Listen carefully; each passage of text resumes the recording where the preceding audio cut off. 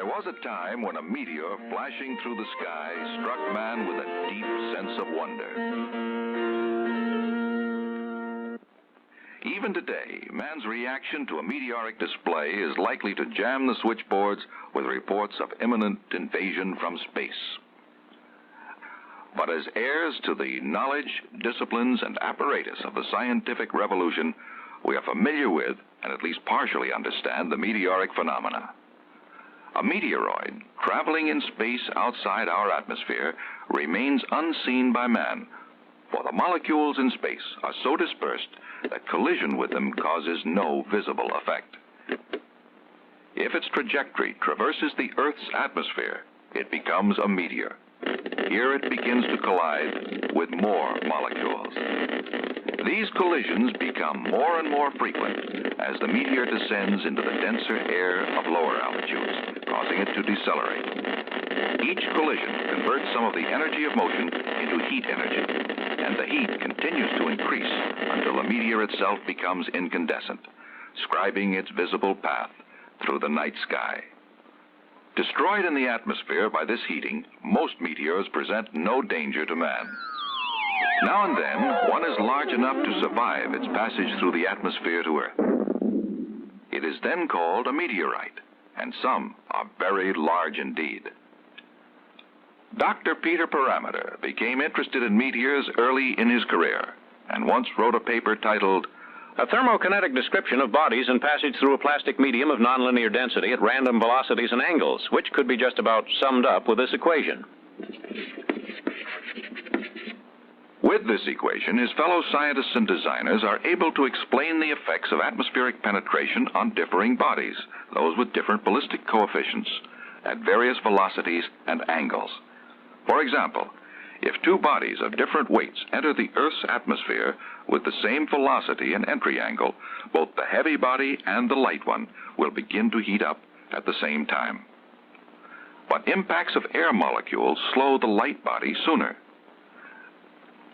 This deceleration of the light body occurs at higher altitudes, while the heavier, more energetic body penetrates deeper before it reaches peak deceleration.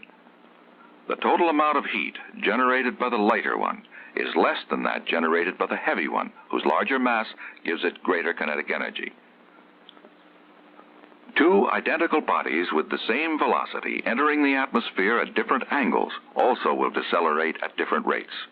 The steeper angle causes a more rapid encounter with the dense air, resulting in more abrupt deceleration.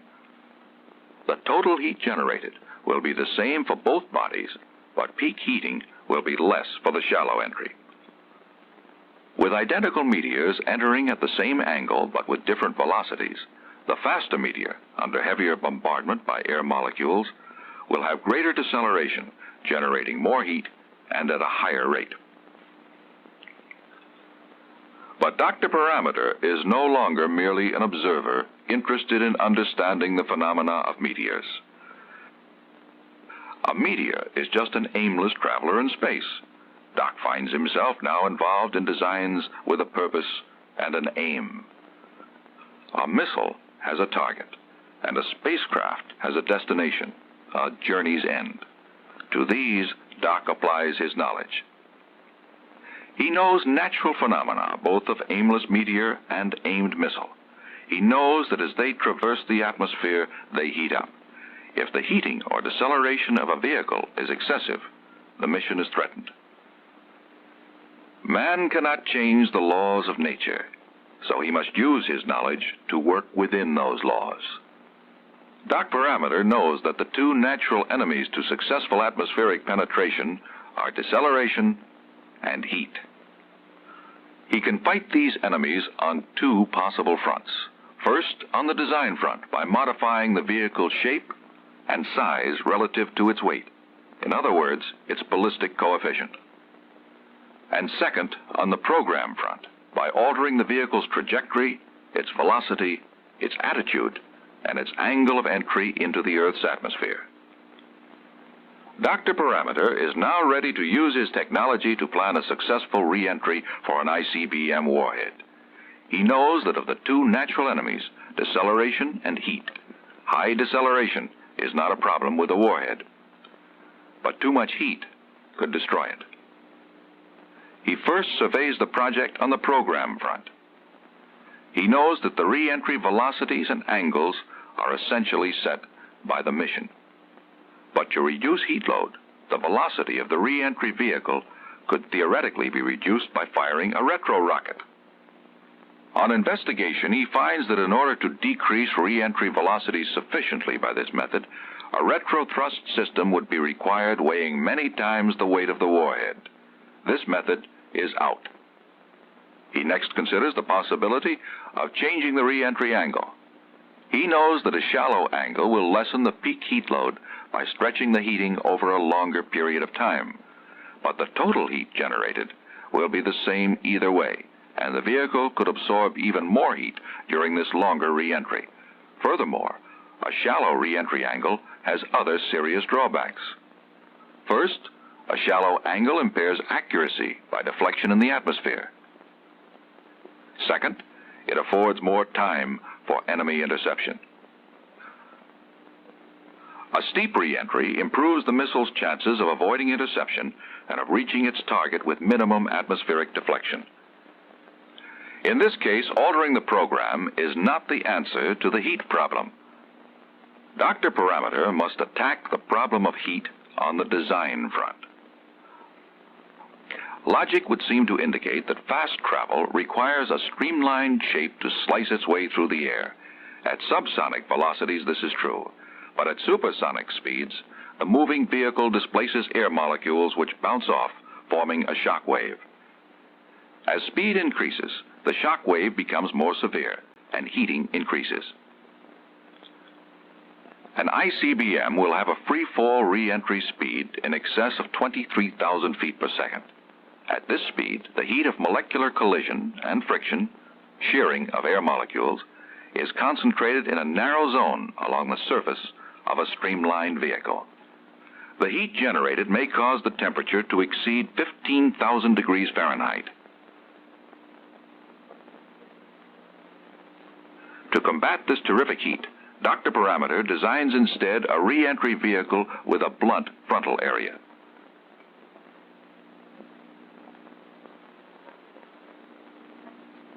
The blunt shape creates its shock wave somewhat ahead of the vehicle. This occurs because the atmospheric molecules colliding with its frontal surface bounce back and intercept others coming in, setting up a kind of picket line in advance of the warhead. The peak heat is generated in this area away from the surface of the vehicle. Although the blunt shape decreases the peak heating of the warhead to half that of the streamlined shape, it will still heat up to 7,000 degrees Fahrenheit, much too hot for unprotected warhead structures. To further reduce heating, Dr. Parameter must find other techniques in addition to the blunt shape. His first solution is the heat sink. Use the blunt design and add a mass of heat-conducting metal large enough to absorb most of the heat generated during re-entry without melting before impact. It works, but he is not yet satisfied. The weight of the heat sink displaces more than 1/4 of the payload. Furthermore, the blunt design slows the missile, keeping it in the atmosphere a longer time, making it less accurate and easier to intercept. For the greatest accuracy and shortest time in the atmosphere, Doc knows that the streamlined shape is the best, but the heat sink cannot absorb and distribute the sudden extreme heat generated during the re-entry of a streamlined vehicle. Doc reasons, If the heat cannot be absorbed, why not eject it as fast as it's generated? the answer is ablation. Ablation! Coat the frontal surface of the streamlined missile with layers of ablative material composed of fibers, resins, and ceramics. This ablative coating protects the missile from the extreme heat in several ways. It is a poor heat conductor. Its surface gradually melts away, taking heat with it, and its vapor forms a thin insulating layer, deflecting some of the heat from the surface. The ablative principle combats the heat problem effectively and permits steeper re-entry angles while adding a minimum of weight. The streamlined missile, with its increased speed, affords the least possibility of interception and the greatest accuracy. It does produce a huge deceleration factor approaching 150 Gs. Fortunately, this poses no threat to a warhead. But for manned or other recovery missions, the G-load is a most important factor. For manned re-entry, this force should be held below 10 Gs. A shallow re-entry angle of about 1 to 5 degrees is the simple answer. The shallower the angle, the less the G-load. But this will be sustained over a longer period of time. This means a longer time at high speed through the friction of the atmosphere. Let's take a moment to see why this is not desirable. Dr. Parameter? Thank you. Gentlemen, we have here a kettle of water. Heathcliff, we can use you in this experiment. Oh boy, an experiment. Thank you, sir. Now, if we may have another kettle of water and your stand-in. Thank you. Now we'll proceed with the experiment. Experiment? We'll add the same amount of fuel under each kettle, but alter the form of the fuel under one kettle to make it burn faster. We ignite both at the same time and compare the results. Splendid.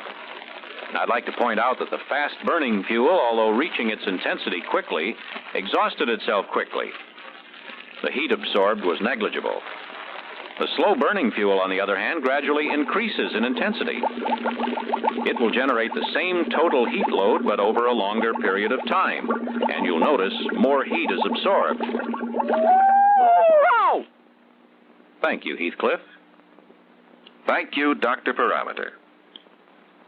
So although the peak heat generated in the shallow re-entry is less, the capsule is in the heating regime for a longer time, and without the utmost protection would absorb an intolerable amount of heat. For manned re-entry, Dr. Parameter overcomes the deceleration enemy through program with the shallow angle, but he must combat heat on the design front. A blunt shape to cause a detached shock wave, a picket line against heat, and ablative materials for additional heat control. The doc is confident his new design will fulfill the requirements. Now to try it out. He wants low peak deceleration, so the shallow re-entry path is mandatory. This brings him down safely, if a little off target. To achieve some control and accuracy as well as safety, Dr. Parameter has been working on other design concepts, particularly shapes that produce lift.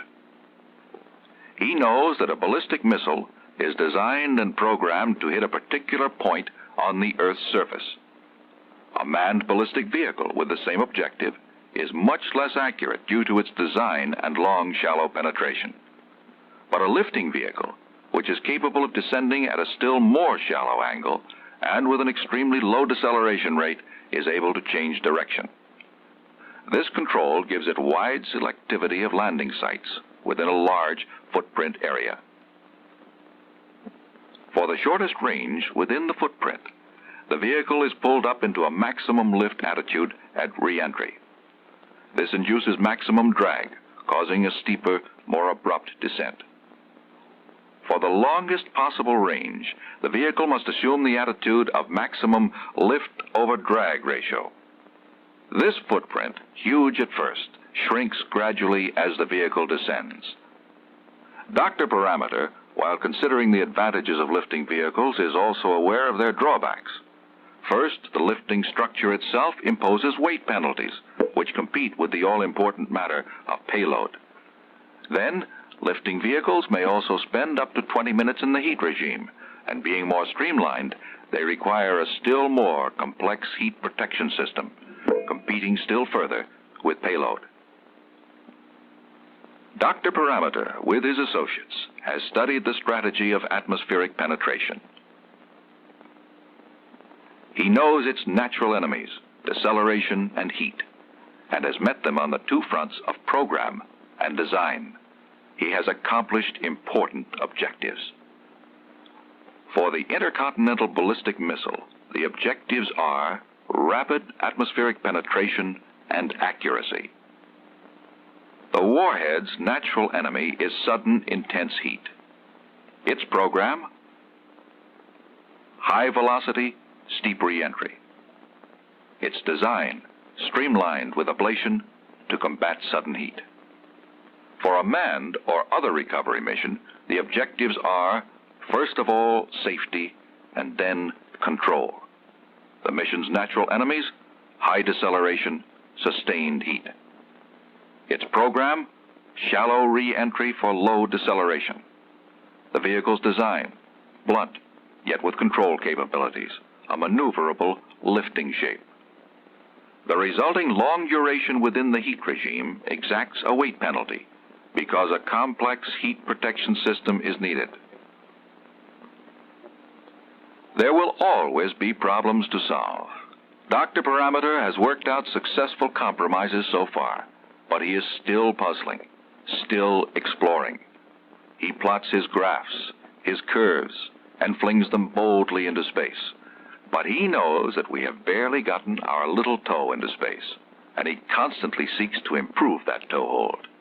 He must hold to the possible, yet he constantly works along its impossible edges. He has opened the way for man's safe re-entry into the Earth's atmosphere. Journey's end for space travel.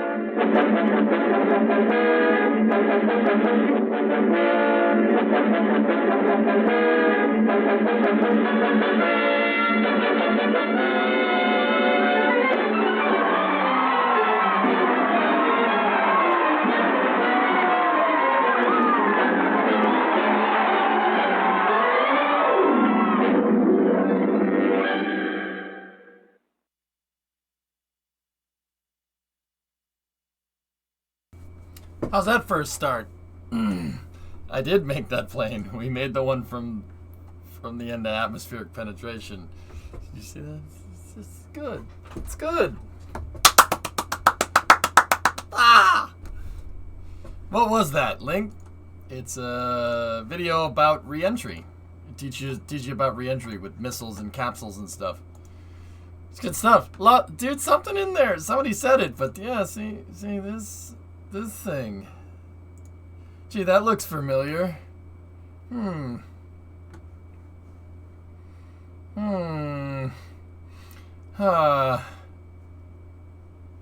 Gee, that looks real familiar, actually. Yeah, I wonder why.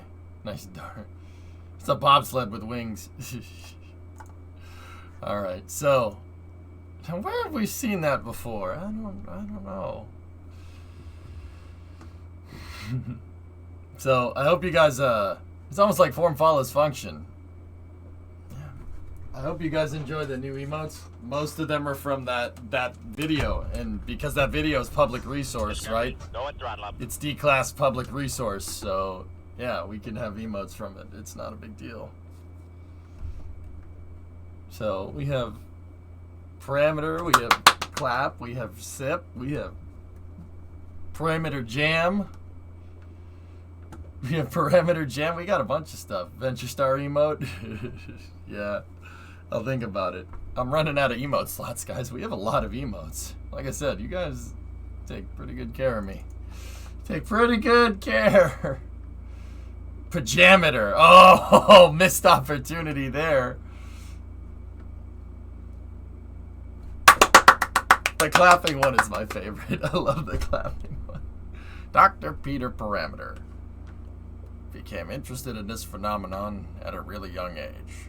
The thermokinetic displacement through a plastic nonlinear density at random velocities and angles, which can be summed up with this formula here. Alright, so we're going to play some KSP today. Guys, I'm going to try to make a sprint to get the pad finished. We're going to try.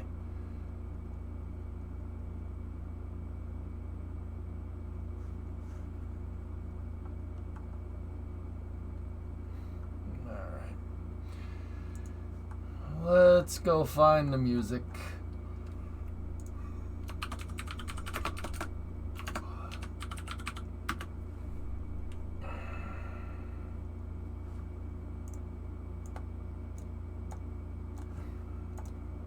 by August 5th? Oh, I don't know, man. I'm gonna try. A family vacation in a... Ah, jeez. The blocker isn't working again.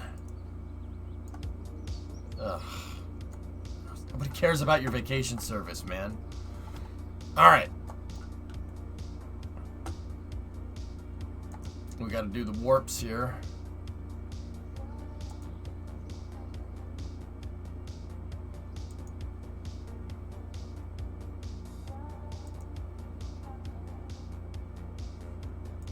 No pressure. What's that, Phil?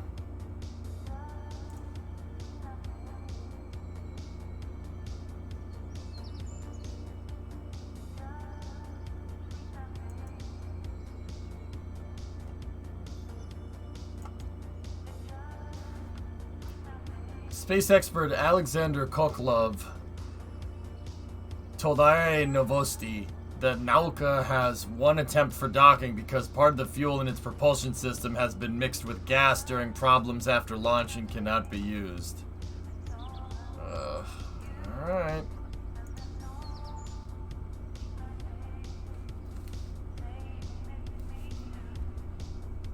Anyway, Dutch Guy, thank you for the raid, buddy. Will you upload the pad to Kerbal X for others to mess around with the strongback and the engine block hinge timing? Oh. Yeah, if you want. Did anybody fly the big one?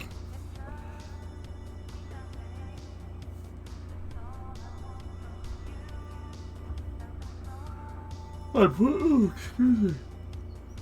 put it up on Kerbal X last night. I was wondering if anybody flew it. Discovery, go and throttle up. Did you see the orbital table move to the pad? Yeah. Chosen One, hey, Tier 2 37-month resub. Tier 2 3 months in advance. Thanks, man. Alright. The big one is on Kerbal X, guys. Yeah, I put it on Kerbal X last night. Someone see last. Okay. Do you have the link of the old vid where they explain the plane wings dynamics in a funny way? As a pilot and someone drawing like mad. I don't know. I'm not sure which video that is. Maybe. Do you plan on playing Starbase tomorrow? It comes out at 11 your time. Maybe.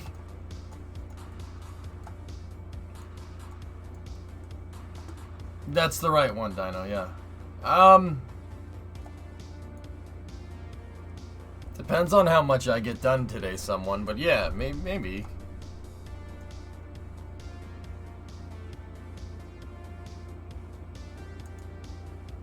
Man, they still have plenty of data up there.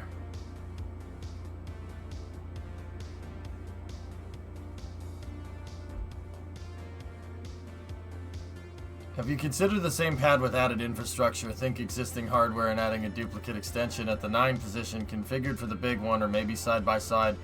One pad, 2 sets of hardware to hook up to. Subs got cheaper in Brazil, so did a little upgrade. Obrigado. Obrigado. Thanks, man.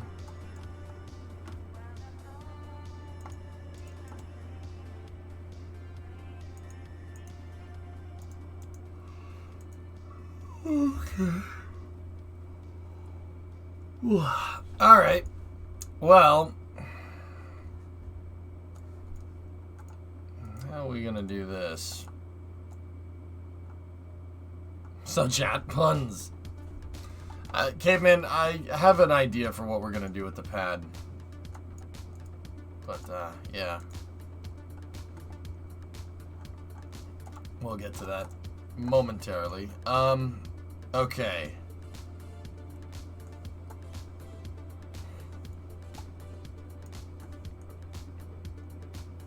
I'm thinking.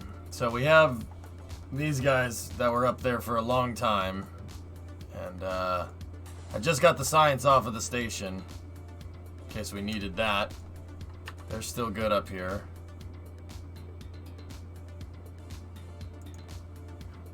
The guy is drawing in real time. The guy is drawing real time what the pilot explains in the vid.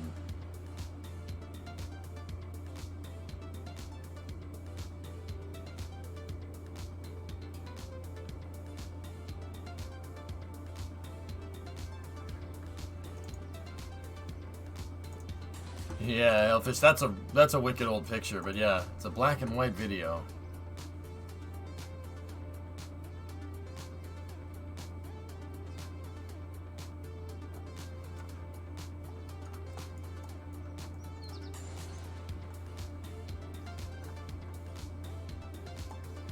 Any possibility of streaming? It's a little chilly up here. What is that? I don't know what that is. What? You showed it once. Give me... I don't remember.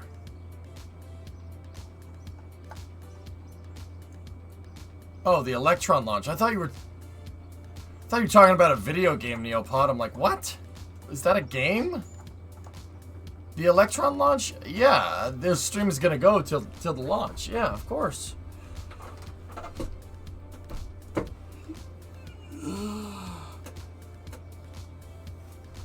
Your crab file thing on Kerbal X cuts off on the prototype 6. I don't know what that means.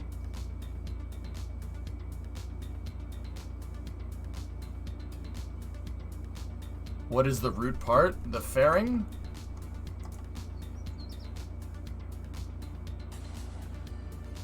I'm so confused. Why are you guys asking the weirdest questions? Well, the Electron one wasn't weird. Yeah, I'm gonna go to the Electron launch.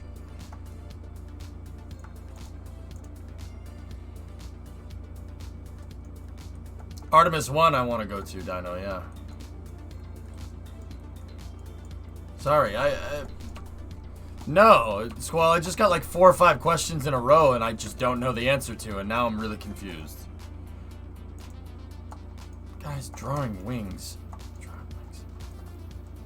Was it the one it wasn't the one I just showed from the one that the emotes is from, is it?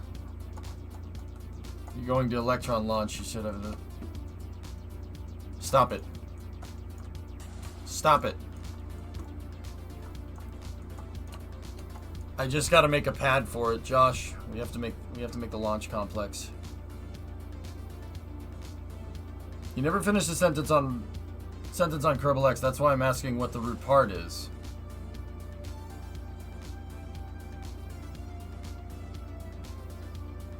Oh, you're talking about the description. Oh, God. Yeah, who cares? It's experimental. That's all you gotta know.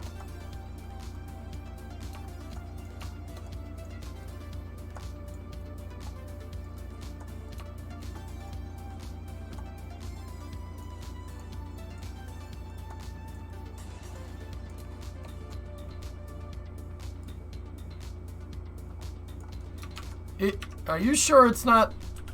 Is this the video, Squall?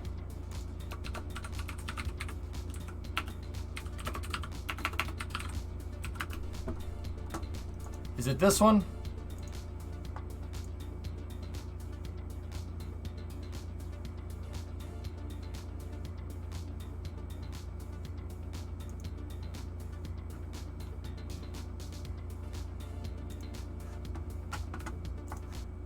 Is it this guy? Years early in his career, and once wrote a paper titled A thermokinetic description of bodies and passage through a plastic medium of nonlinear density at random velocities and angles, which could be just about summed up with this equation. Nope, there's a pilot and a person drawing all the time on the screen.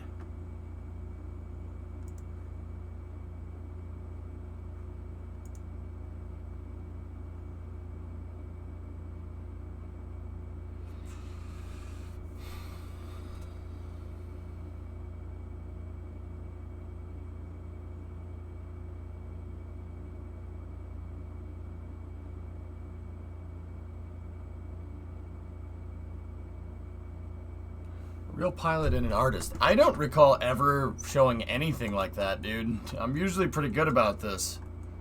I don't remember anything ever like that. Chat, you got...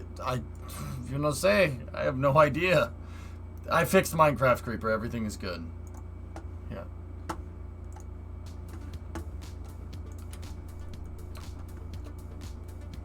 They explain wing dynamics.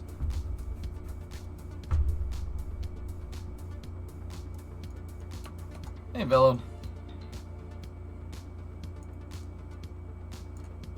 Alright. Guys, I gotta make the pad for this. Are you going to go live for now? Docking should be around 9 a.m. for you. 9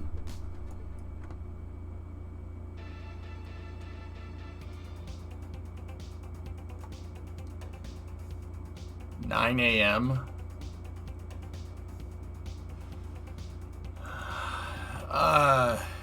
Yeah. Hey, Blue One, what's going on?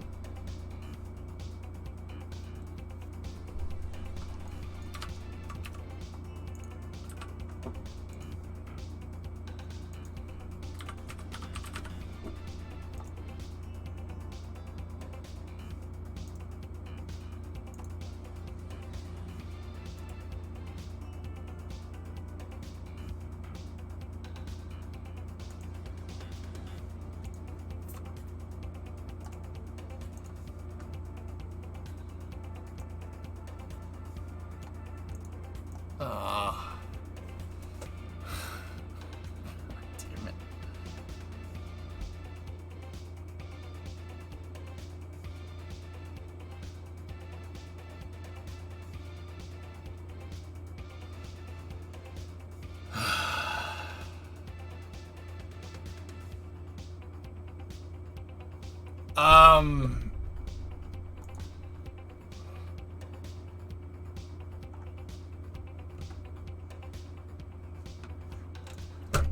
Don't really have a freaking choice now, do I? Huh.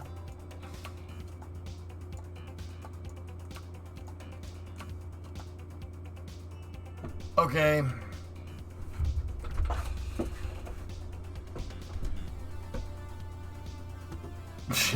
I don't really have a choice, do I? It's really no good way to do this.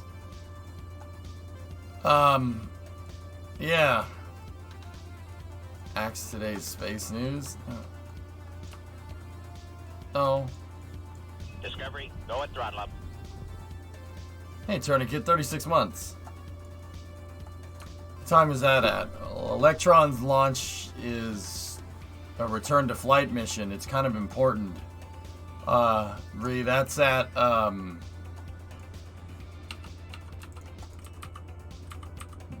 that's at like 2 a.m. or something. And the Nalka docking is at 9 a.m. It's just...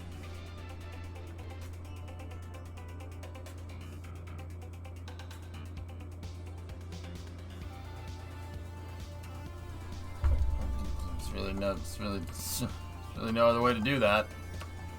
So I'll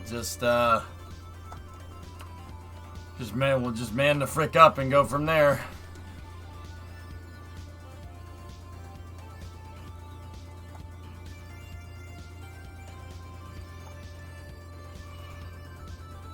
That's good.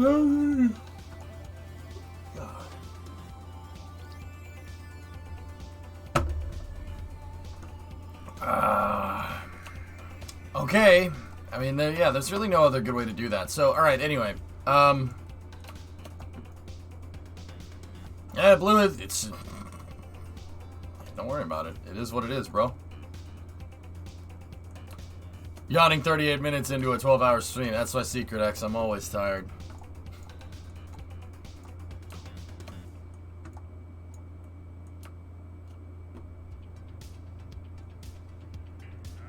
Okay.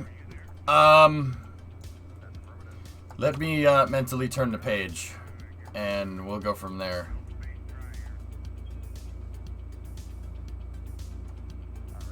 Give me a second. just give me a second. I need a coffee IV. All right. Let me refocus. So we need to build the launch pad out for this. That shouldn't be too hard. It shouldn't be too big of a deal. I'm honestly worried a little bit about the hinges that will carry this thing. The hinges on the small SSDO's pad don't really carry it very well. I'm a little worried.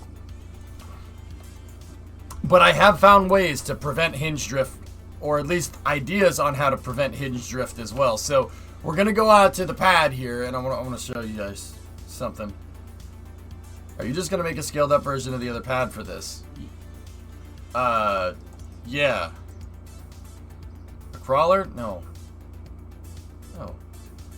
One day, lad, this will all be yours. And with the curtains? No, not the curtains. Yeah, Builder, we got parameter emotes. Dr. Peter Parameter.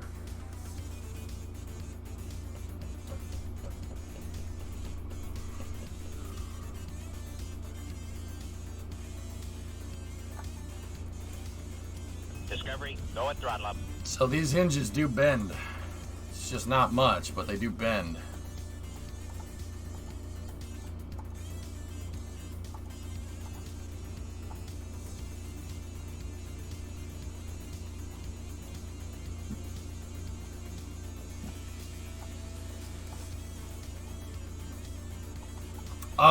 If we're gonna put the pad out, guys, I might recover this whole thing. For part count purposes. I might recover the whole dang thing. Now, I was thinking... Oh.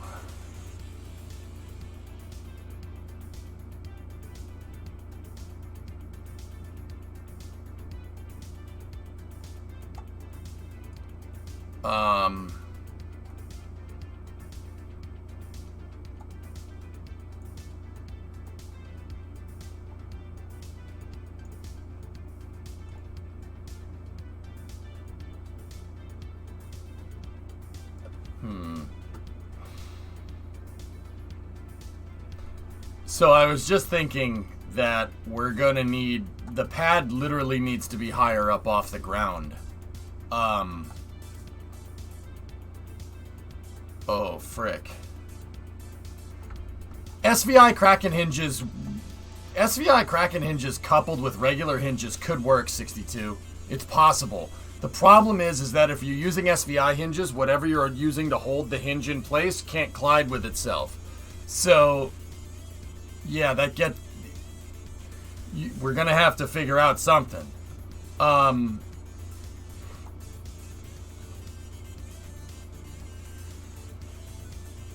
Damn.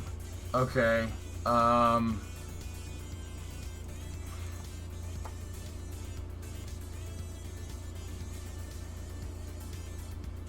So what I was just thinking is that the pad needs to be higher up off the ground. I didn't really think about that.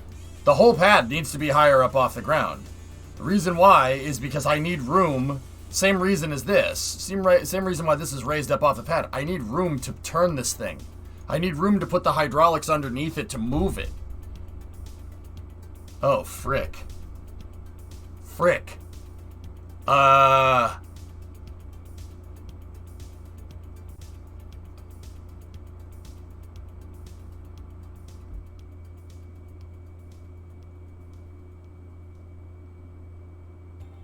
Now, my original idea was to just take the heavy SSTO and anchor it off the end of this pad right here. But... oh, boy. Multi-stage hydraulic lifting like the Russians. That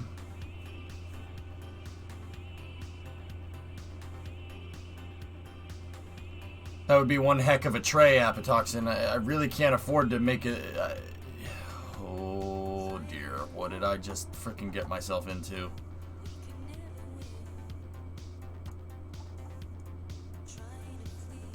Oh, jeez.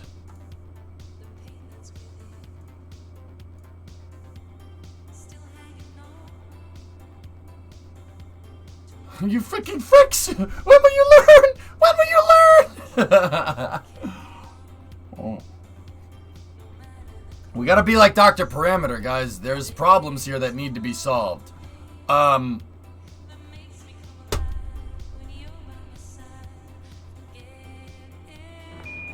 Listen, Tranquility Base here. Oh dear.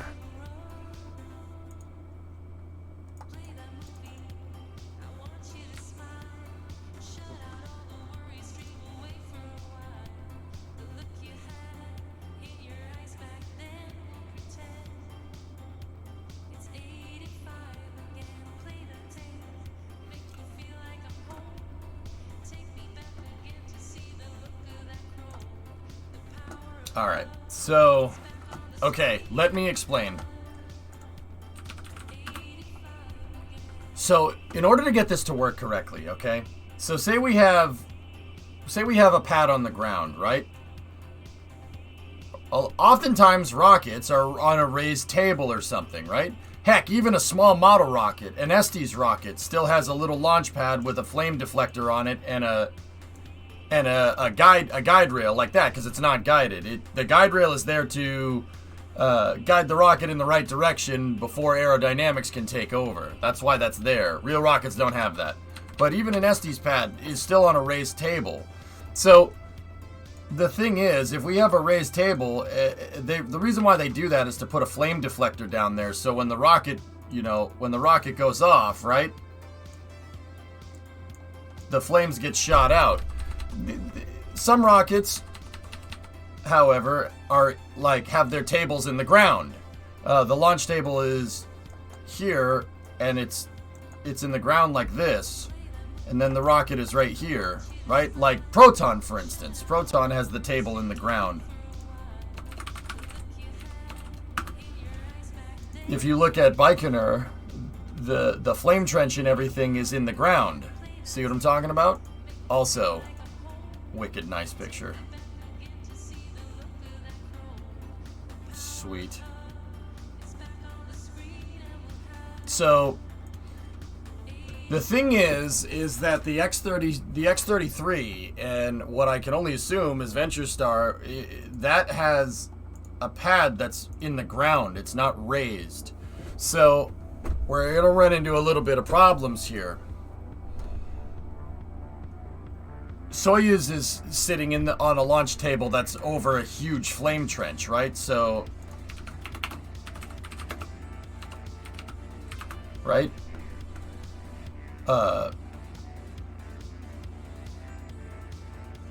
Trying to find there we go. Soyuz is hanging over a big flame trench, right? And I can't do something like that in this game. I can't dig into the ground. So I have to go with kind of a more American style. If I could dig into the ground, I'd probably do it the Russian way. This way is way simpler. Because you don't have to make a big mound, right? But see, now down in Florida, they have that same kind of problem, all right? The reason why they have that same kind of problem is because you can't dig down in Florida either. If you dig down, you're just going to make a swimming pool for alligators, right? So, oh, that's cool. Nice. So what they do down in Florida is the pads are raised. They're raised up off the ground. Even like the pad itself is raised up off the ground, and then it's on a plate that's also raised up off the ground. Anybody that's ever been on a tour of KSC knows that ground level is down here, and the whole pad complex is raised about 15 feet. This is on a huge mound of dirt, and then this is on an even bigger mound of dirt. They have this to make a good building surface, right? And then this is there to get the flame deflector, right? So, wayward internet service problem. You guys, what's up? Due to delay in an ISP outage that could not be resolved before the onset of predicted weather exceeding operational constraints, we are still on track for the OFT2 launch for Friday, July 30th. The rollout is delayed. The rollout for Starliner is delayed. Okay. Squall, ¿qué es esto?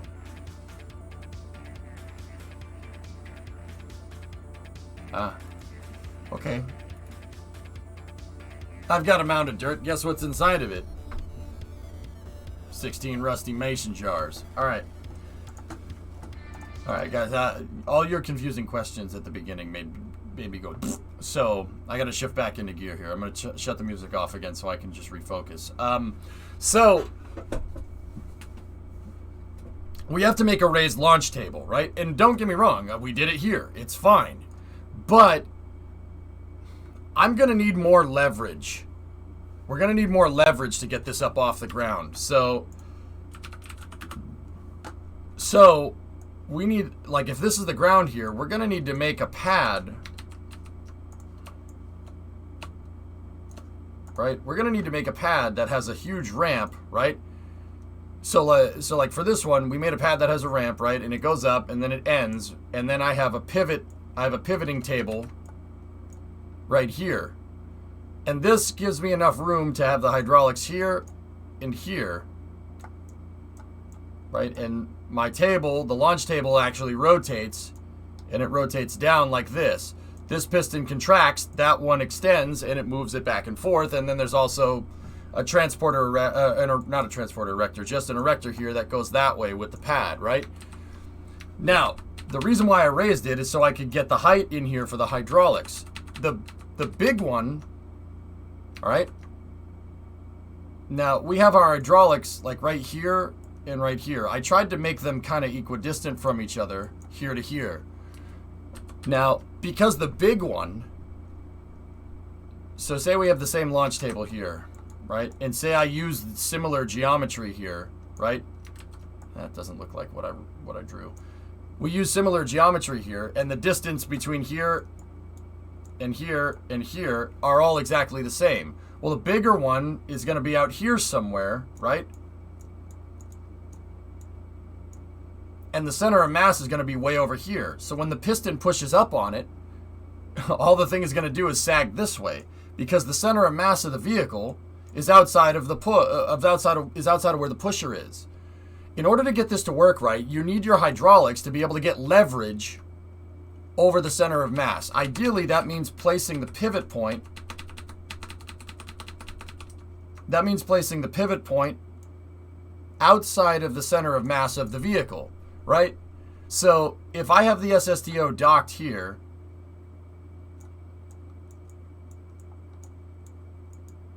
right? We have the SSTO docked like this. Right. Yay. There it is with all of its triangular goodness, you know. Right, I won't draw it. And the center of mass of the vehicle is right here, right? I need my hydraulics to ideally push on it or out here. Now, you have to find a balance. What's the balance? Well, the balance is between having a hydraulic that has good leverage over this, right? Or you know, there's the transporter, right? Or putting it as close as you can to the center of mass to get a good amount of leverage, but also make it so you don't have to build a super complicated hydraulic that has more reach, because the further away you attach this, you do get more leverage. So if it's out here, right, you're going to get the most leverage, right? Like pushing a door on a doorknob versus a hinge. But your hydraulic is going to have to be taller, right? Because it's going to need to extend all the way up over here. It's going to have a long reach. So we're going to have to do that anyway with the bigger SSTO. But in order to get a bigger hydraulic down here and get it at the kind of optimum angle to push on the center of mass of the vehicle, I have to raise the entire pad up off the ground, because the distance between our hydraulic pivot here, right, and the pivoting point of the pad is going to be a further distance. So I need to raise the pad up off the ground, unless anybody has another solution. I mean, there's always the Baran solution, I suppose. A counterweight? Counterweights, yeah. I mean, usually the launch table is the counterweight, O-Force. That's what I figured out. SpaceX does the same thing. The reaction frame is intentionally heavy. Now, this is the Baran solution here. The Buran solution is to have your hydraulics up on the sides of the vehicle. Strongback style erector. We already have one, Chief, but yeah, I gotta make another one. Thanks, Urban Venture, for the raid. What's going on? Just finished up last night's VOD. Awesome progress. I like the milk stool idea for the K33, but I also think you should retire it. Well, it depends on performance, Hip. We'll slowly phase it. It depending on how well the SSTO performs. I'm thinking have your Mark III platform, then have ribs underneath of each Mark III. Core, that could work, yeah. So what the Russians came up with is they built a strongback and a transporter erector. This is basically synonymous in function with Falcon 9's TE. It does the same thing. Only the Soviets put the hydraulics on the transporter erector and gave it a base plate. This is called, they called it the TUA. It's just Russian for transporter erector. I forget what TUA stands for, but I know it translates to transporter erector, that's all. So they built it right on this thing, and then they moved it out on a double wide train track, which is actually really, really friggin' cool. See, if I type in Bren Energia Transporter, all it's going to do is come up with pictures of the AN-225. Actually, it came up with a lot more pictures of this than I thought. Sweet. Yeah, see? Check it out. It's on a super wide gauge railroad track. And I mean, don't get me wrong, it's not wide gauge. It's two small railroad tracks in parallel. But, I mean, yeah, it's two smaller locomotives on either side, but there it is. The TUAs are still there. They're still sitting by the MIK building. There's two of them. They had two of these suckers, and they still work, which is, well, they don't still work. They're still there. Let's just leave it at that. What locomotives could push that thing? They had heavy-duty freight locomotives pushing and pulling it, dude. It really is a sight to see. I think those are M62s, I think is that's what those locomotives are called. They needed 4 of them. And even then, there's another locomotive chassis placed on the transporter erector to drive the generators for that big frigging hydraulic. Look, I mean, look at the size of that thing. That thing is like howitzer big, a battleship gun big in terms of diameter for the hydraulic. It's friggin' huge. It's a pretty crazy piece of engineering on top of an already ridiculous launch vehicle, and I mean ridiculous in a good way. I don't think they had front and back locos. They had a locomotive with a booster unit.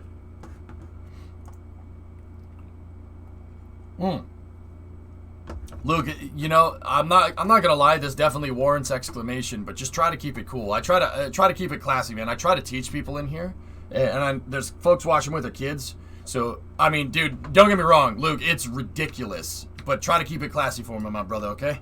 But yeah, it's nuts. It's nuts how big that thing actually is. I would love to see it someday. I mean, like, you know, these are locomotives here. You don't realize the scale of this thing until you see people walking on it and you're like, all right. And then you realize what that thing actually does. It takes a freaking, well, a shuttle stack, kind of like that. Bren Energia does not weigh as much as the space shuttle did, unfueled. The reason is because the SRBs on the space shuttle had fuel in them.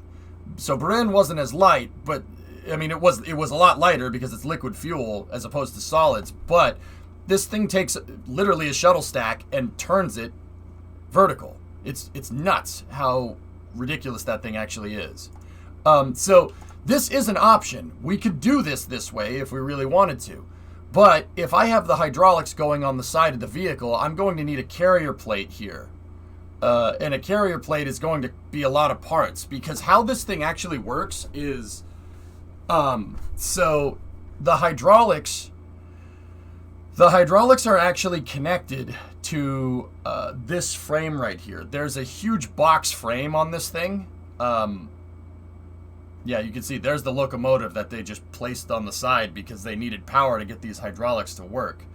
I'm thinking have your Mark III platform, then have ribs of Mark III underneath. Core, yeah, I might have to do this, but I'm kind of talking myself through it, dude. I think that's a good idea. Yeah, I basically make a pad like the Aero shell, but with Mark III fuselages going down.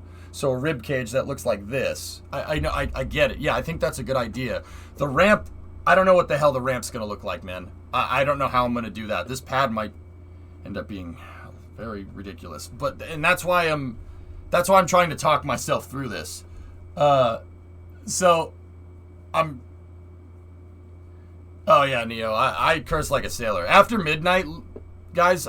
After midnight Eastern, I don't care. Have at it. Like I said, I curse like a sailor. But during the day, I have to maintain some semblance of professionalism. After hours is much more like a run-of-the-mill Twitch stream, I guess. 5,000 part pad incoming. Well, Jonathan, we gotta balance it, dude, because how many parts is the SSTO on this pad right now? It's 847. we get decent frames here with this, but I really, really can't, yeah, exactly, Ben. Yeah, there you go, Chief. There's a good picture of it. I really don't want us to get like above 1,100 parts here with SSTO, pad, and crane. But hey, Checo, 4-month reset. Good afternoon. Thanks, man. Good afternoon to you. Yeah, that whole thing, that whole freaking thing moves. It turns this whole thing up, but it's this whole table right here. See this kind of solid piece right here? That's what the hydraulics are manipulating. The table is attached to the stack, and the reaction plate, the reaction frame at the bottom, this big piece right here, that's just hanging off the back of the rocket. Yeah, it's, once again, it is absurd. Because, like, if you look at the iStock, yep, images by Getty, right? If you look, there's no holding piece back here for that reaction frame. There's no piece holding that. The rocket's holding it on the back. Seriously, I mean, just look at this picture of this thing just kind of sitting there. You don't see any mount piece for that big plate, right? So the reaction frame is just bolted to the Energia stack, and then the Energia stack is being cradled with these yellow pieces. It's being cradled just on top of this, and then this whole flat piece right here moves it upright, which is just, I mean, we could do this way. It's possible. I'm not sure what's going to be more parts, though. Oh, there's Energia M right there. I tried to launch your Venture Star and it cracked and struck on the launch clamps. Yeah. Yeah.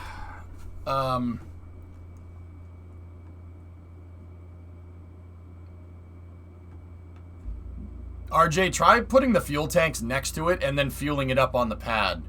It's not designed to just be under shock load like that. It probably explodes, right? Yeah, that's not ideal.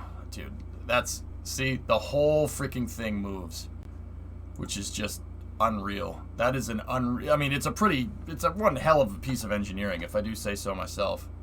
I appreciate it just as much as I appreciate the MLs. Chief, link shortener, man. Link shortener, for the love of God, dude. Link shortener, man. You're killing me. Yeah, see, it's derived from the N1, but Buran Energia is a completely different revamp of the mobile of the TUA. Link shortener, my dude. Come on. Yeah, see? Check that out. We could do this. So, okay, the reason why I'm like, oh, we could do this, but it would be kind of difficult to get this done correctly because of the wide wingspan. The wide wingspan of the vehicle means that I would need to have hydraulics like out here and out here. And the launch table that I need to move this thing would be frigging gigantic. If we did something like that with the hydraulics on the sides, I honestly think the pad would be a lot of parts. Now, the real key is that I can do either one of these things. I can make a raised pad, or I can make a pad with more complicated hydraulics that's lower to the ground. The thing is that I'm not 100% sure on. I'm not 100% sure which one of those will be a lesser part count. It's like tilting up and down a gigantic skyscraper. It is. The fact that the Russians even figured out a transporter erector for this thing is absurd.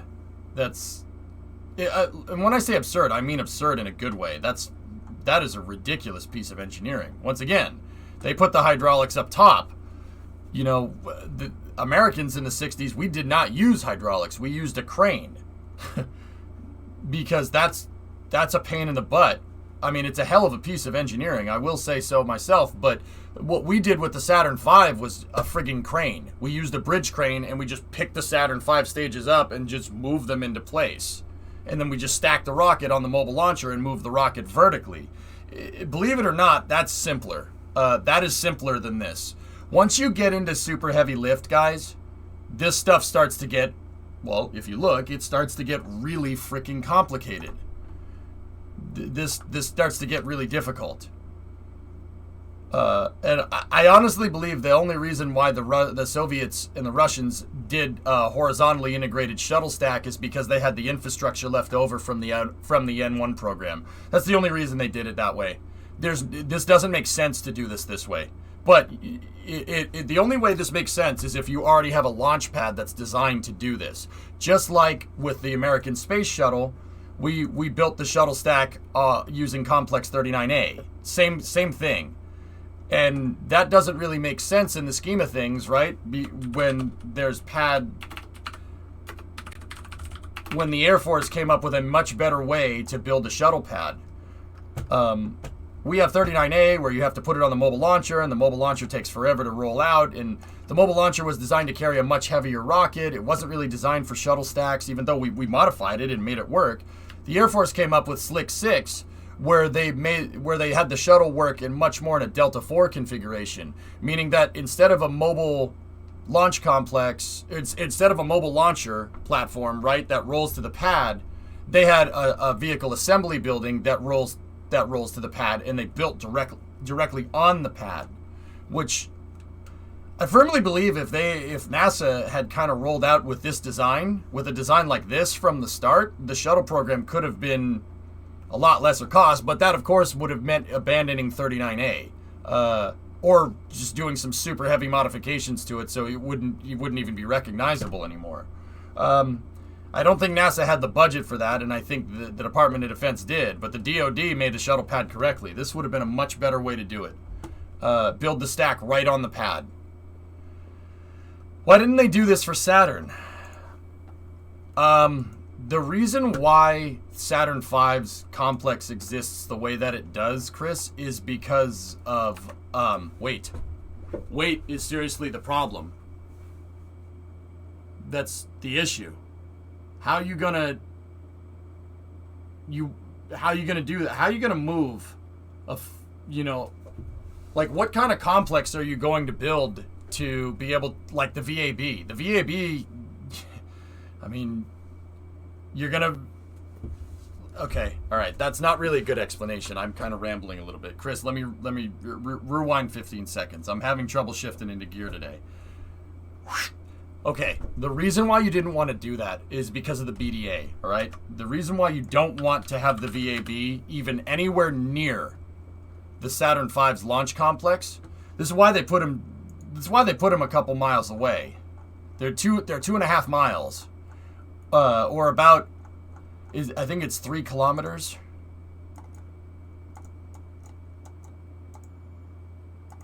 5 kilometers. Yeah, I can't metric. I can't even math today correctly. All right, so the reason why they put these things way out here is because of the BDA, the blast detonation area. If the VAB was right next to this thing and a Saturn V had a RUD on the pad, that would have been a game over. It would have been game over completely. So they opted to keep the VAB away from the pads. All right, so now you have another problem to solve. You have to be like Peter Parameter. You have another problem. You have to move a 1,000,000-pound rocket and a 1,000,000-pound freaking mobile launcher all the way out there. So how do you do it? You can't use railroad tracks. Can't use trains. Can't use trucks. No way. So you have to basically come up with some way to be able to take the load. That's part of the reason why the crawlerway isn't paved. It's not paved because if this was paved and they took the mobile launcher out onto it, it would sink. It would sink right through the road surface. So they needed to come up with a way to disperse the load, and that's why they used a very special type of rock for the crawlerway called Tennessee River rock. It was actually an ingenious engineering solution. The way the Tennessee River rock cracks, when the mobile launcher goes over it, it cracks and it deforms. It's softer rock, I guess. Hang on one second. I gotta find it. Here we go. So it cracks and it deforms. If you look, here is some. I had this gifted to me by somebody at NASA. Somebody gave it to me. This is Tennessee River rock. These are the crawlerway rocks. Do not take them. If you ever have the opportunity to get near the crawlerway, do not touch them. Do not take them. These were gifted to me.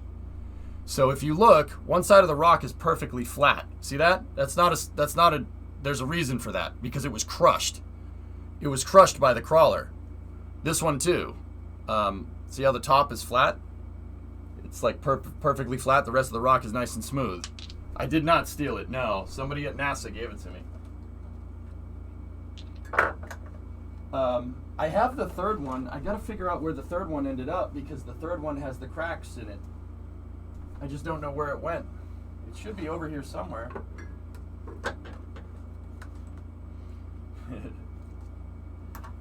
Stole it. No, dude, I honestly didn't. I got to go down and hang around with NASA a little while back. I don't know where the third one is. But anyway, it crushes the rocks, and the rocks crushing helps absorb the rocks getting crushed helps absorb the load. It helps spread the load sideways.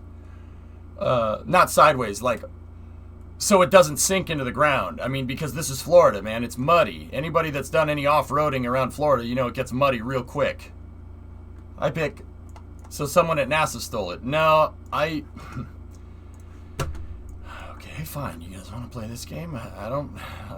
You guys like force me to flex. You know, I don't want to do it. I had a guy that one of NASA's engineers that like one of the lead engineers working on the mobile launcher gave those to me. So, yeah, there you go. I'm not gonna say his name.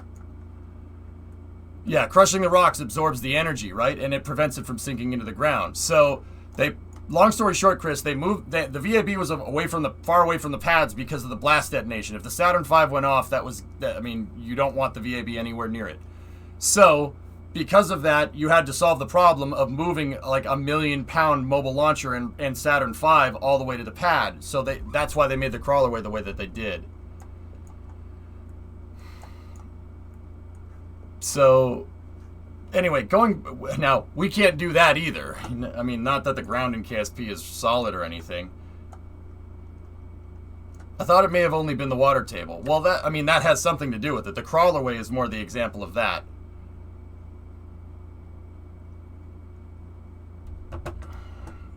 You said don't take it if you ever get near the crawlerway. If you don't mind me asking why? Oh, because they say not to. Yeah, there's signs that say don't take rocks from the crawlerway, because if you do, if too many people take souvenir freaking rocks, and this is why I only accepted this because it was a gift. I was talking with the guy, and the guy was impressed that I knew so much about what I was talking about. So he's like, here, these are already crushed rocks, so the crawler's already been over this, because they have to re-put the rocks down. Because if they get too crushed, the mobile launcher will just sink into the ground. So the crawlerway, every time the crawler goes out and back, they have to pick up all the crushed rocks and replace them. And now, those are crushed rocks. So that's why. You don't want to go and take the pristine rocks someone, because if you do, if too many people go and take frigging souvenirs, the crawler's going to be going and it's going to sink into the ground. Those rocks need to be there. That's like chipping off a piece of a road surface on a highway and saying, this is fine, and leaving a pothole, and a car hits the pothole and crashes. You don't want that. Trust me, don't touch them. Do not touch them. That's why I have those, because they're crushed. The mobile launcher already crushed them. Why? I forget what test they were doing, but they were doing something. So basically, the guy had you take out his trash. Yeah, for the most part. So if you want Tennessee River rocks, go to the Tennessee River to get it then. Sure. Also there's that whole stealing thing, Endo, yeah. Yeah, it's detrimental to the engineering if you take the rock someone. But don't get me wrong, you're not ever going to be in a position to get near them, especially if you're just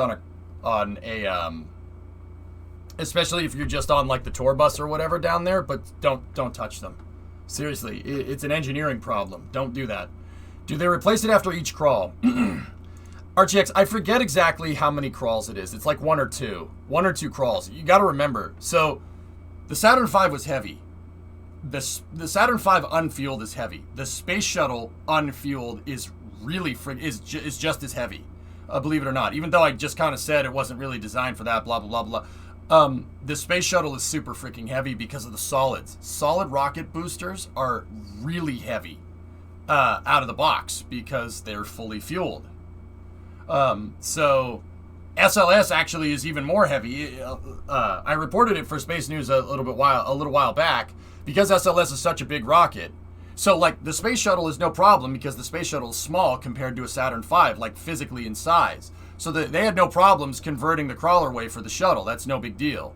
But SLS is a shuttle-derived rocket that's Saturn V size. So NASA has done tests to NASA had to do a test a little while back, like a couple of months ago. They used the shuttle mobile launcher platform and they put like 2 million pounds of weight on it to do a load test on the crawlerway to see how much it would crush the rock. I'm trying to see if I can get you guys a picture.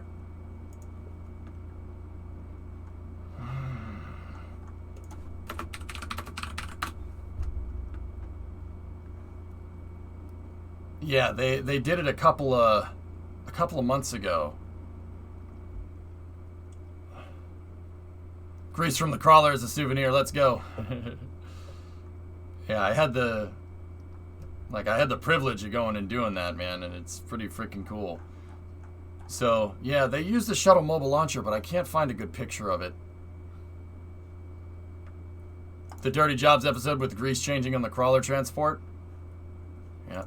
I mean, the CT in itself is just an amazing piece of equipment. Ferd.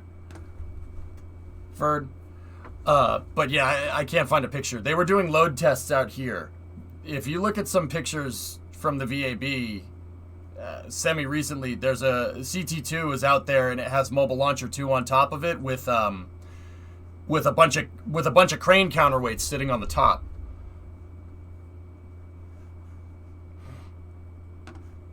Yeah, Hammernails, they have a regrading schedule. Yeah, they have to, if you crush the rocks too much, dudes, you're gonna, the thing will just sink into the ground.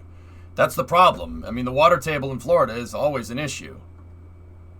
I'm just trying to figure out, I'm trying to see if I can just get you a picture of the loaded down MLP, but it doesn't look like it.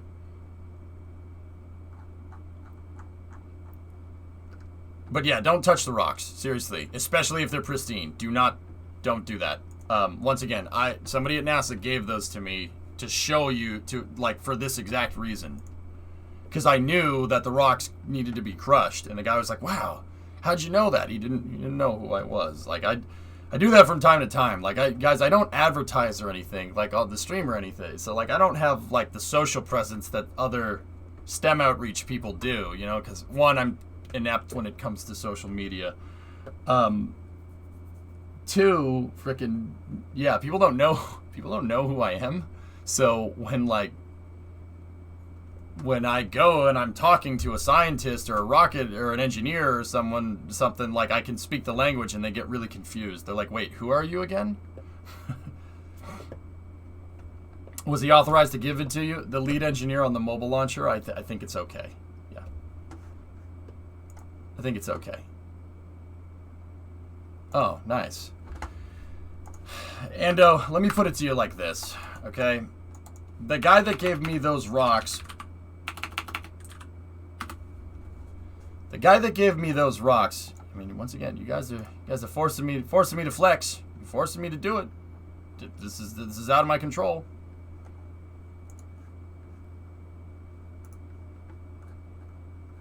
I gotta find it. Gotta find the pictures.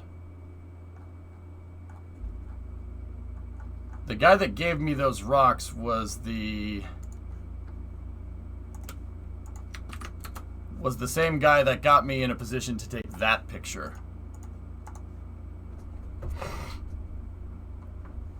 It was a joke, Kappa.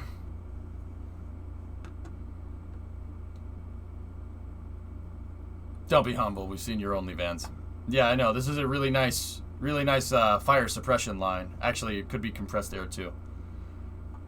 So, once again, if you don't know me, I had the benefit of taking a tour and I got to, let's see, where is it? There's my auto, that's the auto streaming setup. Nice. Where the heck is it? It's like it shuffles the pictures around. I just have pictures of Kerbal launch pads and stuff in here, which is funny. There's Epcot. There's the Coronet under a mound of snow. Really, really wish that wasn't like that, but that's okay. Ah, there we go. That picture. Yeah, see?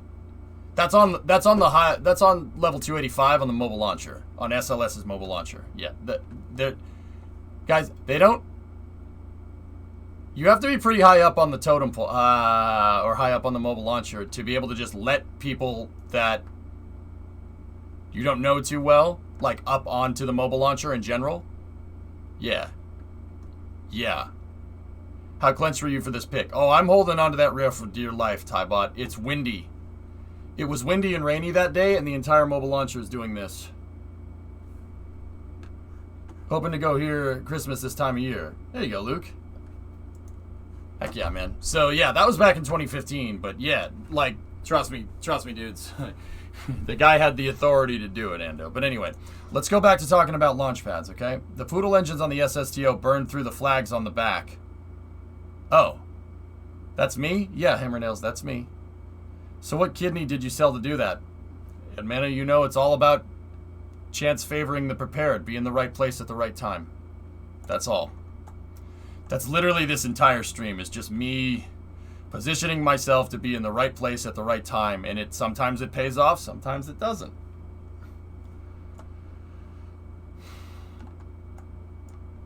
Hey Elro, what's going on? Yeah, Hammernose, that's me on SLS's mobile launcher. I've been on that mobile launcher. Dude, trust me, I've seen most of 39A up close. I've walked, guys, I've been out to 39B. I've walked on it. The flame trench is the size of an 8-lane highway. And the doors, well, have fun trying to open them. All the doors on 39B are armored. They are armored cast iron doors. They look like the doors that you'd find in to enter like into a doomsday bunker. The reason why is because literally there's an explosion going off next to these doors on the pads that, well, has the overpressure, that has an overpressure event that is equivalent to a nuclear blast. I mean, when those space shuttle SRBs went off, oh yeah, don't be near them. The overpressure event is like a thermobaric explosion. It'll just destroy anything near it. I think it's safe to say you're going to be in the right spot for streaming when KSP 2 comes out. King, yeah, I mean, that's life, my dude. Put your chance favors the prepared. I firmly believe that. You know, like, I'll use a very general example. I read a lot about rockets. I went on a huge binge last night reading about, what was I reading about last night? I was reading the Phil Sloss article about the SLS core stage. It was an article from like a week ago, and I've been trying to brush up on Starliner as well. Yeah, I got to do that. That's my homework, man. But if I know the stuff and I'm more knowledgeable about it, right? That's chance favoring the prepared. I'm more prepared to answer questions about stuff. You know? Have you ever wanted to do YouTube videos? Well, Andrew, right now I upload VODs to YouTube on the EJ channel. What features do you hope make it into KSP 2?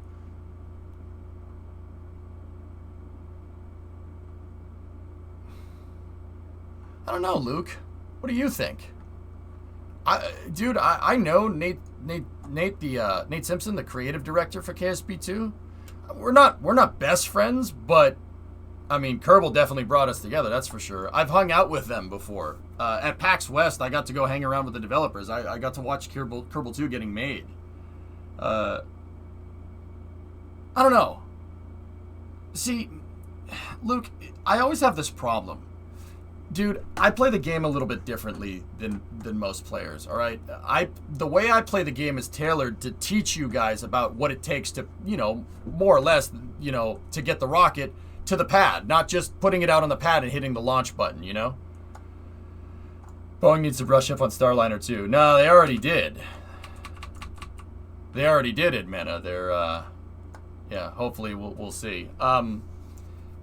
So, like, Luke, because I play the game a little bit differently, the stuff that I would want in Kerbal 2 is probably not conducive to the average, like, Kerbal 2 gameplay. I'll be honest, like, yeah, I mean, what I would want in Kerbal 2 is cranes, crane parts, winches. That's something we never got here, so I had to make my own crane. This structure on top here is an integration crane. So the SSDO has a payload bay, right? And the payload bay has docking ports inside. And I use the crane to physically pluck the payloads out of the SSDO. Luke, if you're newer to the stream, well, first of all, thanks for watching. I appreciate it. Second of all, this SSDO right here, I use flags for serial numbers. Serial number 10, which is what this one is. Let me find the serial number. See? I have the serial number on the root part. See that? SN10 has flown 5 times into space without ever being recovered. Every time I launch it and land it, I tow it back over here with the tow truck. We push it back up onto the pad. I redock it to the pad. We put a new payload in it and send it again. This thing has flown 5 times. It's never been recovered. I don't hit the recovery button. Yeah, and I want to do that with the big one that you just saw a second ago. But once again, going to try and tie this all back in together, I got to figure out a way to make this pad, because the big one, once again, the big SSTO is twice as long as this. So that means I'm going to need a hydraulic that's twice as far away from the pivot point on this pad. I'm going to need hydraulics that are double the distance. And if they're double the distance, they're going to need to telescope a lot longer. They're going to need to extend a lot more because they're further away. I'm not sure how you want to do the big SSDO's ascent, but you have the TWR to push the AP far out enough. You could do the final burn with the Poodle engines, just take some tweaking. Yeah, I mean, RJ, in real life, the X-33 has those linear arrow spikes. The X-33 and the Venture Star, they have linear arrow spikes, right? And those linear arrow spikes are, they're deep throttleable in real life. Because you don't have to worry about flow separation in the nozzle, because there is no nozzle. So the aerospike engines in real life are deep throttleable. So with the small SSDO, I just throttle the engines down on the way up. With the bigger SSDO, we could shut engines off and we could throttle down over time. I don't know. Once again, you guys are doing the flight dynamics. That's up to you, fellas. How much does the current pad cost? I'd have to look. So, RJ, if you want to bind up the engines to action groups and shut them down over time, shut off like one at the top, one at the bottom, one at the bottom, one at the top, and then you have the 3 engines in the center, shut off the outer ones, and then the inner ones, and then the center ones, and then switch to ohms. We could automate that ascent trajectory over time, but yeah, I mean, that's going to take tweaking. Hey, Jibby, what's up? Current pad costs. Let me take a look. So, once again, fellas, we got to come up with the best way to do this. I might need to raise the pad up off the ground. So the crane is 244 parts, and the crane is 121. Really? The crane's 121,000? Huh. Well, I guess that's right. Let me get the music back going. Where's the pad? Where is my launch pad, Summer? It's gone. Where has it gone? It was removed. Where has it gone? 300,000. So the whole pad's about 400,000. The shell seems to be flexing on launch also. It didn't affect flight. It's designed to do that, RJ. It's designed to flex so it doesn't break. That's okay.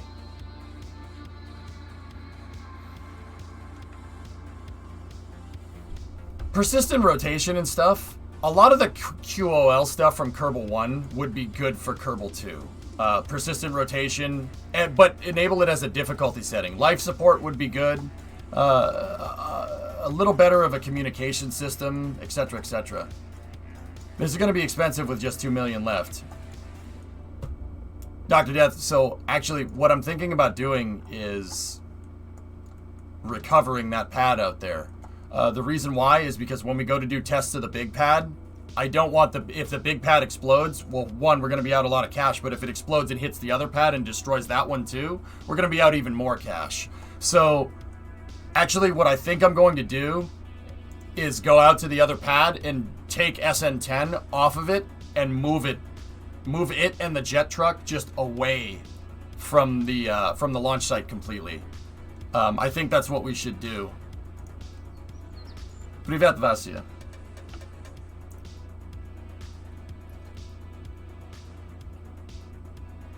What's up, man? Have you thought about using a seesaw mechanic instead of a hinge? So, Jack, if we have a seesaw, okay, fellas, all right. You guys are saying counterweights and seesaws, and you guys are right. That's correct. Hear me out here. So, with the Venture Stars pad, right? Okay, we'll get to that in a second. With the Venture Stars pad, now, the Venture Star pad was never made, but the X-33 pad was. So the X-33's pad has this launch table down here, and this is the spot for the umbilicals, right? And then here's the flame trench. You see how thick this is? Jack, you see, I mean, look at the steel here. We know what's heavy duty stuff and what's light duty stuff because of what we've seen with Starship. It's really easy to tell. Now, these I-beams up here with the two concrete blocks on them, that's a mass simulator of the X-33. The pad was finished, guys. They finished the pad for the X-33, not to piss anybody off. It's annoying, I know. TikToky, let's go, Rocky. Rockety, what's up, Karate? How you doing? But see how this is big and chunky on purpose? That's no secret right there. They use the launch table as a counterweight. That is a counterweight, and the entire thing's a seesaw. But even when they do that, we still have the telescoping hydraulic problem, so I might need to raise the big thing's pad. I might need to raise the big SSTO's pad, and I'm willing to try that over using the Baran TUA method. I think that, it could work. But the first thing that I'm going to do here is recover this pad. This pad did do a good job, so...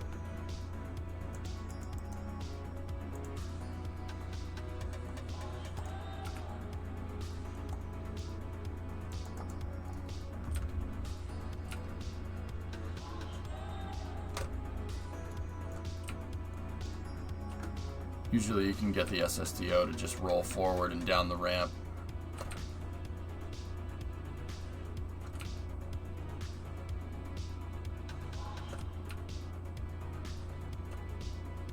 Oh, good man, just working and living, mostly working. To confirm, we're not doing a milk stool?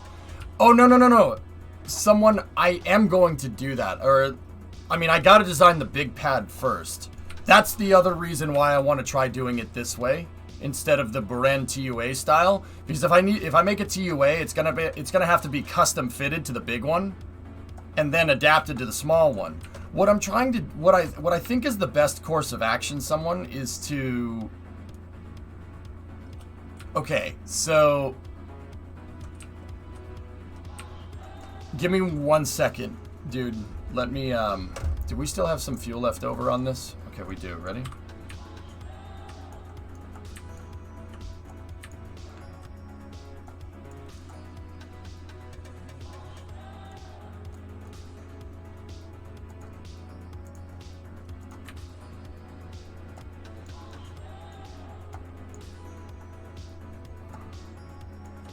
Man. Yeah, the other thing is leaving these things attached to the pad for a long period of time is not a good idea.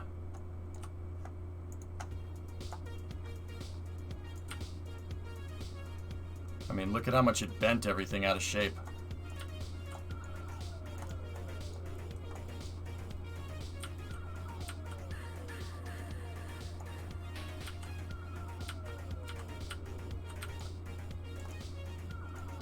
Discovery, go at throttle up.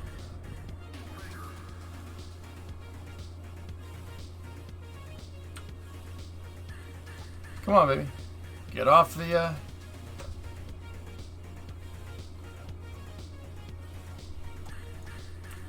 Yeah, Phil. Hey, Snakes, what's going on? Human person, greetings.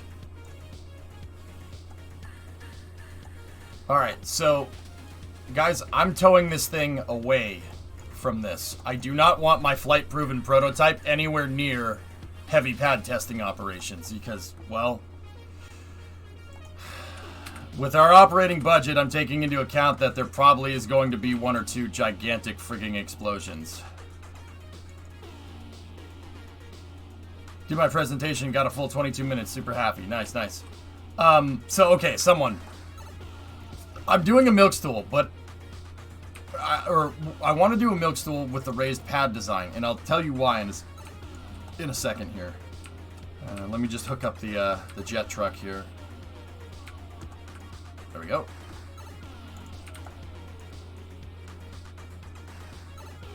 It's been out for 40 days, yeah, and 5 flights, give or take.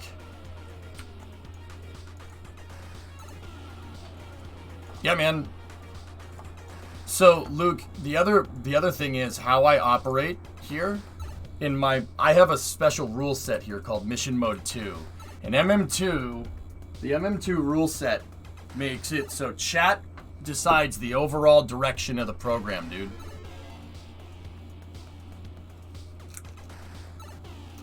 Oh, great. This cable just broke. Why do planes flare when landing? To take advantage of the ground effect. This 3.5 jack is on its way out because it's too short. Whenever I move over here, it pulls the cable, but whatever. I don't think it's broken. I think it just pulled out a little bit. Okay, cool. Funky Flex, planes flare during landing to take advantage of the ground effect. Basically, the wings will compress air against the ground. The wings compress air against the ground, and the plane will kind of just sit there for a second, and the ground effect is basically flying on a cushion of air. And that makes it so the landing gear don't slam into the ground. Aren't those wireless? They are, but I haven't set them up to be wireless, Brimo, and I don't want wireless either. The reason why I don't want wireless is because I don't need this. There's no way this headset is going to last 12 hours on a battery. There's no way. I had an extension cable make it broke. Yep. Sorry, random question. Would they have done any other experiments remotely on Piers during its atmospheric burn of any kind? Maybe. I don't know. Anyway. Someone. Sorry. Dude. Chat's coming at me fast and furious today with questions, and that's fine. That's good. I like it this way. Dude, time flies a lot faster when I'm in question and answer mode while working. Your wireless headset lasts 16 hours. Is it a Black Shark V2 Canadian? Discovery, go at You're a bitch. So someone, I'm going to use the milk stool. If we go with this raised pad idea that I'm thinking, I'm going to use a milk stool, but the milk stool will be an adapter. It'll be an adapter for the TUA. It'll be an adapter for the transporter erector, not TUA. TUA is Baran. Think how SpaceX's 39A and Slick 4 are configurable for Falcon 9 or Falcon Heavy. Literally that. But I'll have a milk stool. I'll have a milk stool on this. The adapter will look like the milk stool from the Saturn V, and the reason Saturn 1B, I should say. And the reason why is because I would want the center of mass of this to be coplanar with the center of mass on the big one. And if they are, right, that means the transporter erector does the same thing almost every time. Just like how putting the milk stool and having the Saturn 1B raised like that gives you similar behavior on the mobile launcher. So yeah, I'm going to go with a horizontally integrated milk stool. Or at least that's what I'm thinking. I think that's the best way to do it. If that doesn't work, if that doesn't work, I'll basically take this launch pad and put it on wheels and then roll it over there so we can have a launch complex. I'll make a new launch complex over there, somewhere out there. I'll try to make this launch complex more impervious to not working, if that makes any sense.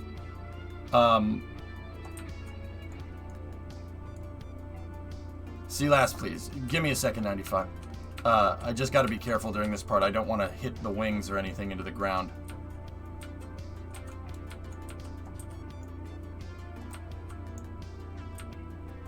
Yeah, like that. I'm pulling SN10 over to my storage area. Yeah, oh no, the Lund class. Yeah, ground effect is cool. Unfortunately, we don't have that in Kerbal. Hey, what's the milk stool? I'll show you in a second. Hey, Jay, I tried flying the SSTO from a high altitude, 25 kilometers, and it's incredibly unstable. Only gets stability in the lower atmosphere. Your dynamic pressure went too high. 95, so...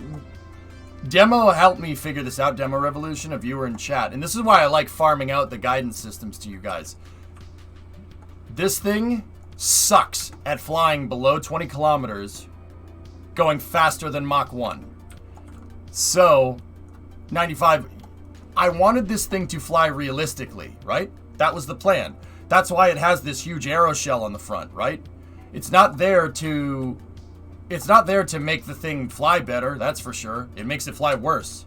But that's kind of the idea with these things. You want them to fly worse.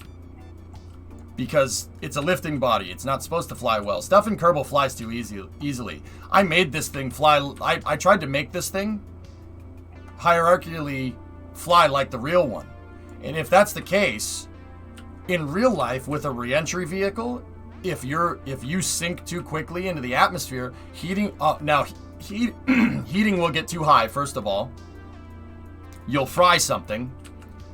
And second of all, you become aerodynamically unstable. It's actually a well-documented phenomenon with this thing. They did tons of wind tunnel testing for the X-33, and they figured out that actually is a thing. You do not nose this thing down going over Mach 1. It will crash, which is really cool. And I didn't know that. I just built this thing based off of the blueprints and the CAD models that you can get by Google image searching X-33. And I built it to simulate the mass distribution of the real one. With fuel tanks and tank placement and stuff. And how the aeroshell is halfway made out of wings and how it's halfway made out of panels. I did that all on purpose. Yeah, the parameter sipping emote is a little bit messed up. Project Monkey Man, 22-month resub. And then Yurovich had a 28er in there too. Thank you, guys. Discovery. Which is really cool. It's really cool because my pick, that shows that I know what the heck I'm doing, at least to an extent. How do you use the flaps on the back for re-entry? I don't have articulation controls set up for those, so just pin this and do that, RJ. I don't have the control systems up on that prototype, which is why it's called experimental prototype, you know? It looks like a neon sign. Like a sailboat with no keel. Yep. So, I think my point is that the bigger one is going to be harder to fly than the smaller one. I tried flying the bigger one yesterday. I mean, I personally don't think it should be... I mean, don't get me wrong. Anything that has more momentum coming in, it's going to be harder to mitigate thermal, and it's going to be harder to fly it because you have way more kinetic energy. Think of it like if you were flying a skyscraper, like coming back in from space. Like, that would be hard to control. Of course it's going to be hard to control, dude. Sure. The way you beat that is to keep your dynamic pressure low. 95, if you want to try it again... No, not visualize auto struts. If you want to try it again and keep the dynamic pressure low and try to hit subsonic 30 kilometers directly above KSC, it should be fine. Because you told me that at subsonic speeds, and when you're lower in the atmosphere, the thing flies just fine. Well, so does this. This thing does not fly very well up there going transonic. It's very unstable in the transonic regime. Which, once again, 95, that's the weird part. The real one is unstable in the transonic regime too, but it's for different reasons. I mean, it's not for entirely different reasons, but it's cool because the side slip on this thing. Basically, you have a huge surface air on the side here, and the air, if you're turning, right, the air, like when the thing is turning like this, the air on one side, you have high differential pressure between one side or the other because it's a big flat surface on the side here. And that actually ends up creating side slip at transonic speeds, which is why you just kind of let it stall out and then go down with it.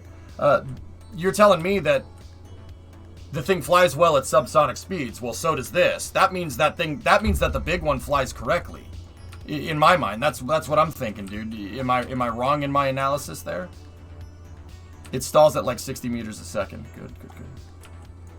Was that lag due to entering physics range? Not physics range, render range. There's so much side slip. Yeah, and you know what's crazy, dude? The real one has that problem. That's why these wings are tilted down, or we're going to be tilted down on the real one. When they originally envisioned the X-33, they were just going to have a wing coming off the back here, like a small wing that looked kind of like the X-37's or the Space Shuttle's wing. They were just going to have a little delta wing back here with an elevator on it. But they quickly realized that if you nose this thing down, these surfaces getting laminar flow on the side is very bad. It's very unstable. And once again, this isn't me making stuff up. This is right from the PDFs. There's the aerothermal. See, they had to mess with the control design for the flight envelope to compensate for this. The X-33 was going to have bad side slip problems, but once again, that's not a demerit to the design by any means. It was going to have bad side slip. Here, this one. This is the one right here. Overview of the conceptual design of early Venture Star configurations. This talks all about it in here. If you look, that was the design 002A. That was the first revision there. There it is. See? Check that out. They were going to just put shuttle delta wings on this, but then they figured that they realized that you can't. This thing literally has the same problem that we're having in KSP. So the solution there is to keep the thing high. Keep it high up in the atmosphere. And they were going to have to implement very, very advanced control systems and computers to get this thing to fly correctly. Yeah, you've seen me explain it. Yeah, okay, cool. So, well, I mean, 95, you saying that it flies like trash is actually good because, and I know that sounds ridiculous. I know that sounds like some kind of BuzzFeed article. It's like, breaking your arm is good for you. Here's why, and then proceeds to say the exact opposite in the article. No. If you guys are telling me that it flies like trash, well, yeah, that's the point. I made this thing not fly very well on purpose. That's why it has a bunch of panels glued to the front. So 95, I guess that's good. That's a good thing,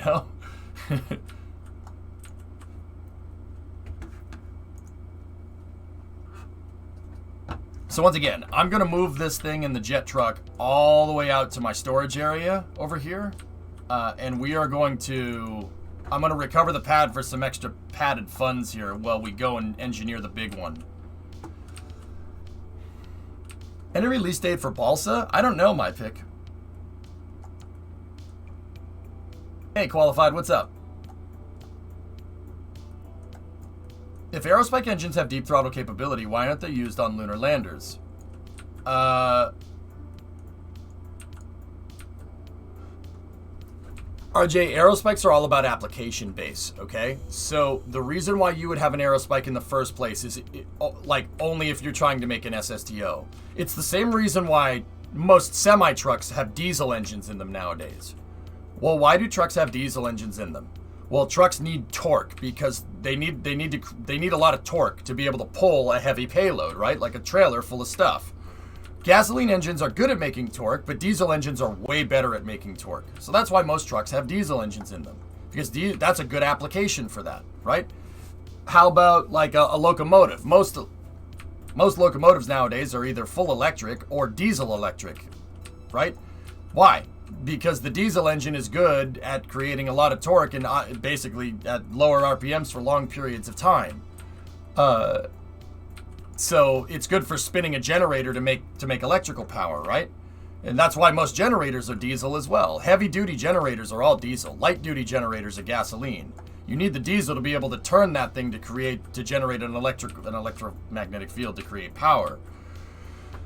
Now, how does it apply to aerospike engines? Well, that applies to aerospike engines because aerospike engines are very specific. They're very niche use. What does that mean? So, aerospike engines are only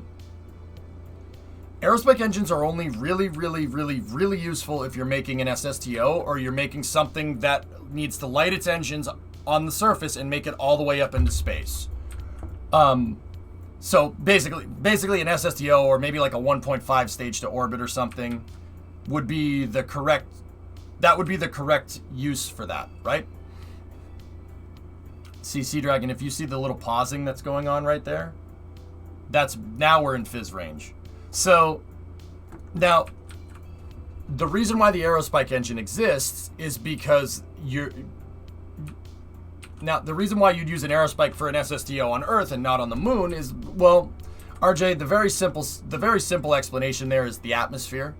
The reason why the aerospike would be good in the applications of making an SSTO is because aerospike engines give you good specific impulse in atmosphere, and they give you great specific impulse up in the vacuum. It's good for both of those things.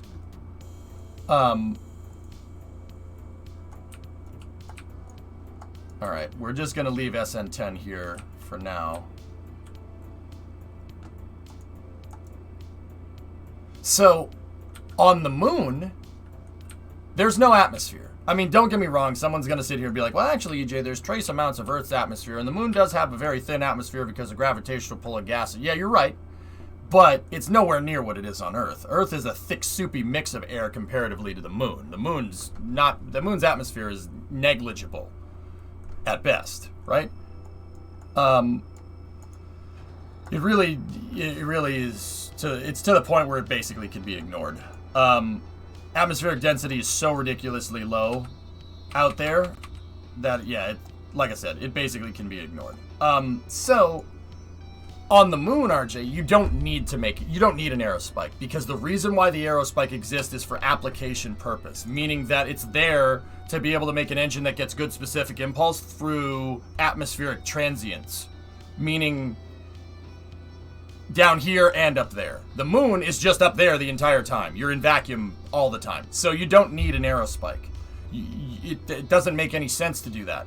Now, RJ, however, if in some day and age we develop an engine, we develop some kind of chemical propellant. Now, I'm going to recover the pad here, guys.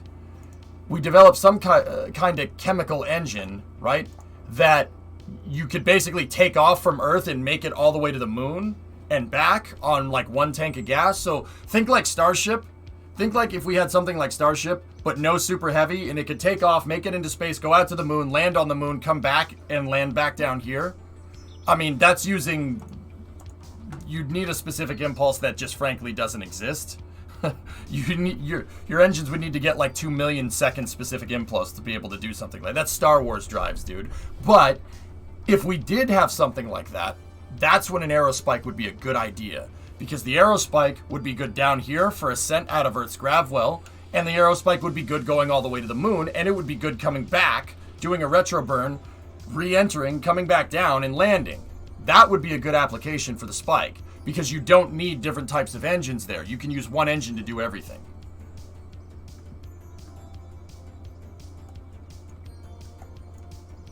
Yeah, they are, Sea Dragon, out at the... Yes, this is my storage area.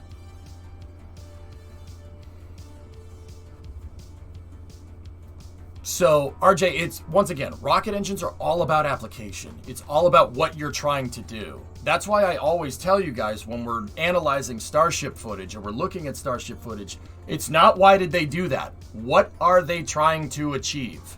That is the big thing. If you want to figure out how engineering works and you want to try and figure out why somebody did something the way that they did, that's the question to ask, not why did they do it that way. I see people make this mistake all the time. I see people make this mistake on Twitter. I see people make this mistake here. I see it on other streams. I see it everywhere. Don't ask why did they do that way. That's not the right question. The real question is what are they trying to do? Not why did they do that. Because engineering is all about application. It's all about application. The engineering is a set of tools. It's like a big truck. It's a series of tubes. No, it's a set of tools. Every tool that an aerospace engineer has in their arsenal is used to achieve a certain result. So, if you were going to make something that flies up into space, a lifting body would be the right application there. Correct?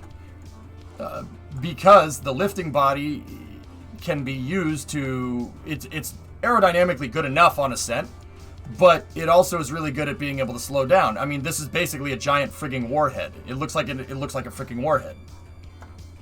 And we know those are good for re-entry in general, but they do fly on a different descent trajectory, but that's another story. So, engineering is all about application. It is all about application. There is nothing... That is one of the best things that I can teach here. It's application. Okay?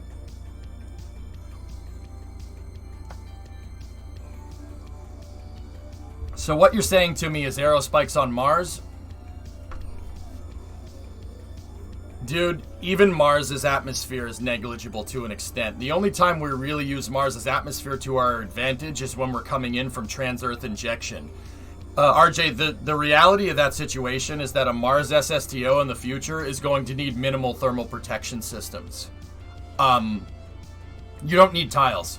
If you're coming from Earth and hitting Mars's atmosphere, then you need a heat shield. You need some type of thermal protection system.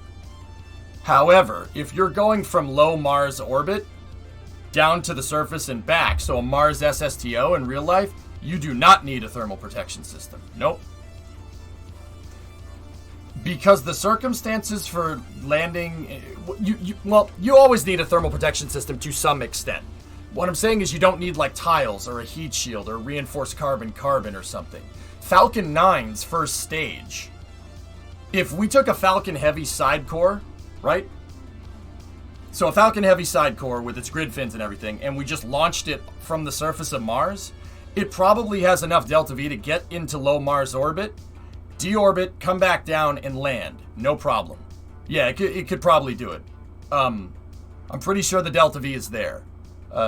So like a Falcon 9 first stage could SSTO on Mars, and it could come back down, use its supersonic retropropulsion as the heat shield to mitigate any heat shield effects, to mitigate any potential thermal effects, and come back and land. You might not even need to do retropropulsion, but yeah, that's on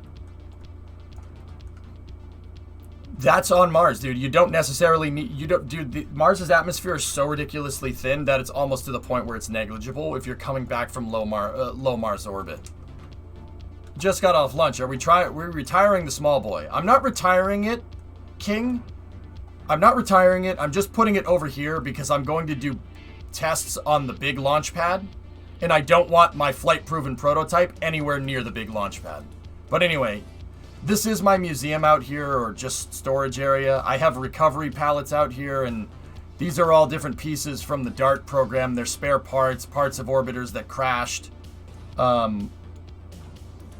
wings from orbiters that I lost, and these are my early capsules. Jeb, Bill, Bob, and Val flew in these capsules. Yeah, they were the first 4 Kerbals to get into space on my Imahara rocket.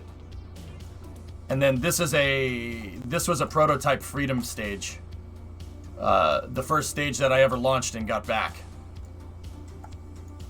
That's a prototype Freedom 7, and then I have a DART orbiter out here, one of the leftover ones. That's Exo 7, so that's Phoenix.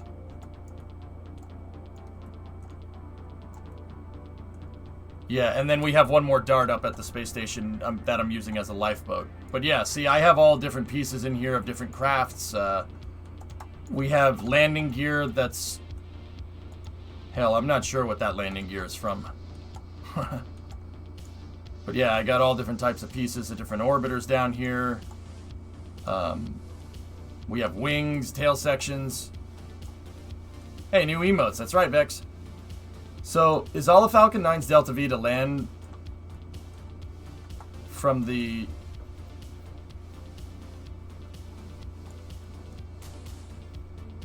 Snow, what are you talking about, dude? is it from the air slowing it down? The air slowing it down does a lot of work. Yeah, the Falcon 9, that's why it only does the landing burn. Like, that's why it does the suicide burn.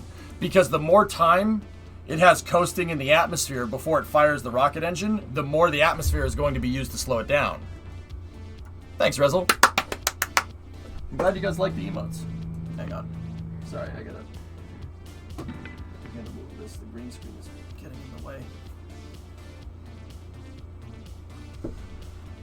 Papa Bear, what's that? So, yeah, I think that's everything. So, wouldn't a Falcon 9 on Mars need more fuel to land? Yeah, of course. But I'm talking... No, okay, you're not understanding Delta V. Hold on, I didn't explain it good enough. So, some new obsession. We're not talking about a Falcon 9 that has payload on top. I'm talking about just a Falcon 9 first stage with a nose cone on the top. So, I'm not talking... This is what I mean. I'm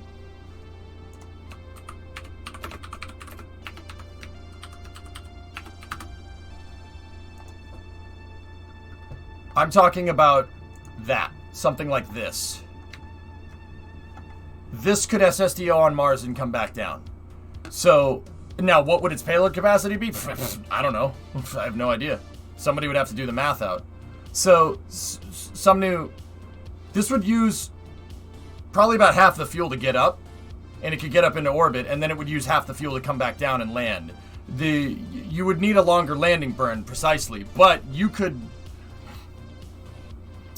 get this thing to come in on a very shallow re-entry trajectory, and you could even have it New Glenn itself if you really wanted to. I mean, the grid fins could steer this thing. That's not Grasshopper, guys. That's Falcon 9 Dev 2.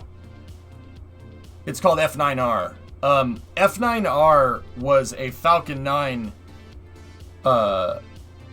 It's basically a Falcon 9, but it had 3 engines on it, and the Falcon 9R Dev 1 and Dev 2 were used to test the landings. The landing legs. That's what they were used for. F9, yeah, Falcon 9R Dev 1 was this, and Dev 2 had grid fins on it as well. It had prototype grid fins on it to have it come back down and land.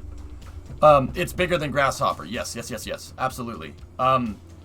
Grasshopper is the size of a Falcon 9 1.0 first stage. So this is about 2/3 the size of that. Falcon 9R Dev 1 and Dev 2 are based off of Falcon 9 1.1.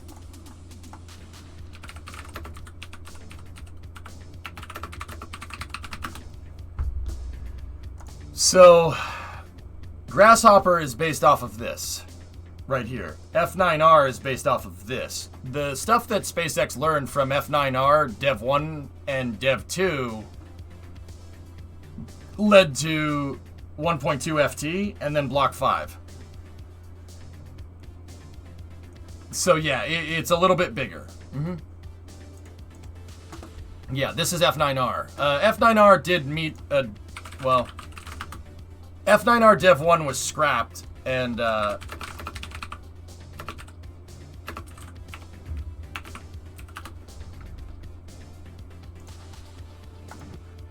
F9R Dev 1 was scrapped, and Dev 2,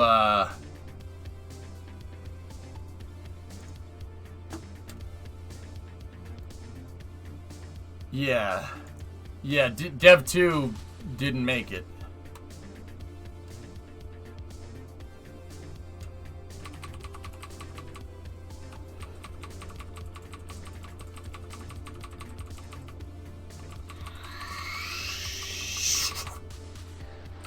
Look, you could see the flight termination system activate. FTS armed and primed. Boom! See ya. Yeah. The people out at McGregor after this were like, yeah, don't ever launch anything from here ever again. Yeah. See? Look, it had prototype grid fins on it. Yeah, it was scrapped. Yeah, it was also scrapped. Yeah, yeah. Yes, it was scrapped as well. That's a good, you know what? That's a good way to put that. Yeah. Yeah, the interstage didn't like hitting the ground too much. Look at that. So That face when this looks like it's paper being torn, but those are sheets of aluminum. Yeah. Yeah, that's how big of an explosion the FTS makes. But see the prototype grid fin? Yeah, it'll buff out. Anyway. Yeah, I'm talking about shooting like an F9R dev up into space on Mars. Some new... Yeah, a lot of the fuel would be used to get up there, but since you're not pushing a payload, you have plenty of fuel left over. Crazy that he's walking up to it when it's still on fire. It's fine. It's totally okay. It's not like it has hypergulls in it or anything. Just wondering, could you build a skyhook in KSP? You can't. Parachutes aren't glidable, Sea Dragon, so no. It's odd that they allowed the test in the first place, given the distinct possibility that this could happen. What is this place? This is my museum, or just storage area. I'm just temporarily putting 10 out here. Yeah. So now I'm gonna work on the big launch pad here, guys. Yeah, I have all my first capsules that launched the first Kerbals into space. They're broke. Retired programs are there. Spare parts from the DART program are there. It's not a boneyard. It's just, I just call it the storage area for now. I should put a hangar out there so I could put the stuff in a hangar. That would be kind of cool. So they dropped it into the harbor. Yep. And then eventually I want to make a recovery ship so we can go recover some of this debris out there. I have so many freaking parts left over from the Freedom program that we could go and recover Museum of Flight style.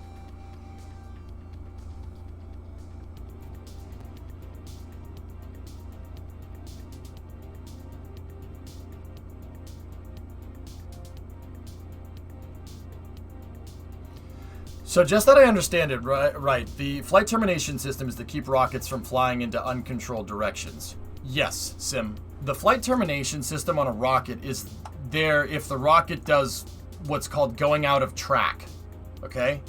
What does going out of track mean? What does that mean? Well, last Q&A question, guys, and then we gotta... I want to start working on the pad. So say this is the Earth, right? And this is the curvature of the Earth, right? So when a rocket flies up into space, it has an imaginary track. Like, think a train track, okay? Probably, yeah, there we go. It has an imaginary track, and that track is cylindric. Actually, let's just... The track looks like this. Of course, I screwed the line up.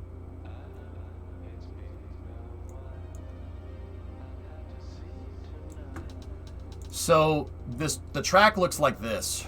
It's a funnel almost.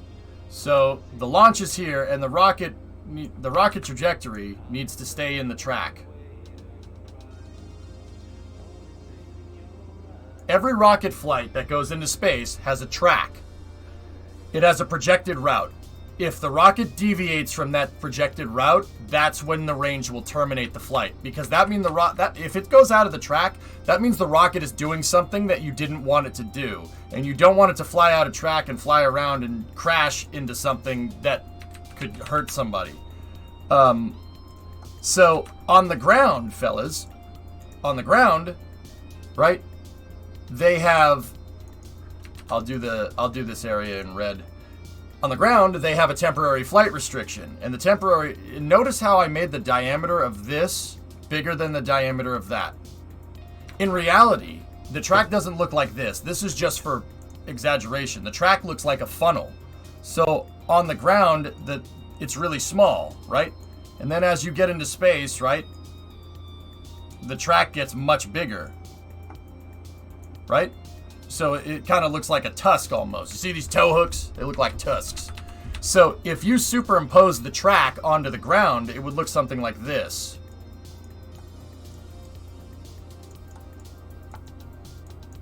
And this area would be a temporary flight restriction, a TFR. And that would show up to pilots, so pilots do not fly in this area because at any time during this track, if the rocket's flying and it pops, debris will get strewn about like this, right? That is the projected area of debris falling. And the track does get bigger over time, right? In case there's an explosion, right? So if you go outside of this track, if the rocket goes outside and you have an off-nominal event, they blow the rocket up, and then this area is designed to protect anybody from the debris that would come down from it. Yeah, every rocket has a track like this. It literally like train tracks.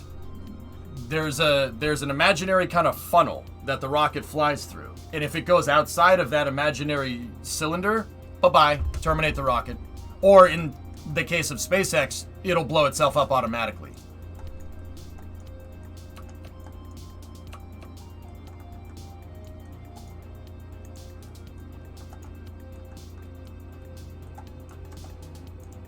Alright, so let's get into figuring out what we need to build the big launch pad.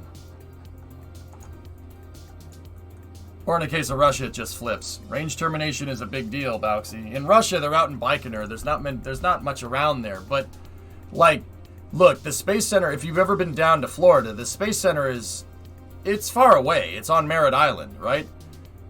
But that doesn't mean that you're not near populated areas. People can look outside in their backyard and see the rocket fly from Titusville, from Port St. John, from Cocoa Beach, from Satellite Beach. You can see it. The rocket is close enough to be able to see the thing. So you are launching relatively near a populated area. You got to be careful.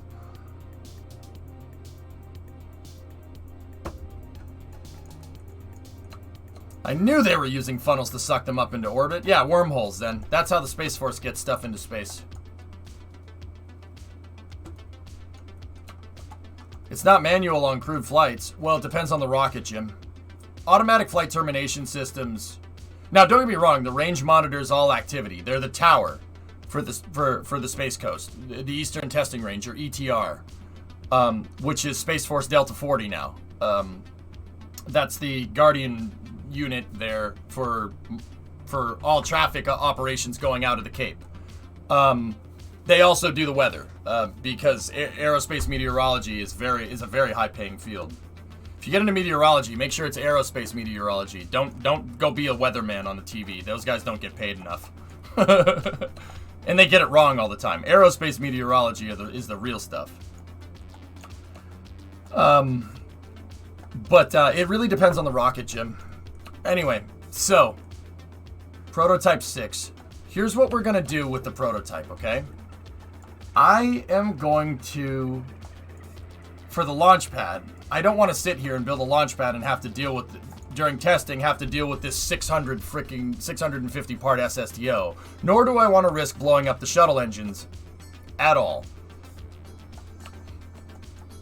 Agriculture is also good. Yeah, for sure. So we need to make a mock-up version of this thing. So let's go prototype 7, or let's just go mass simulator.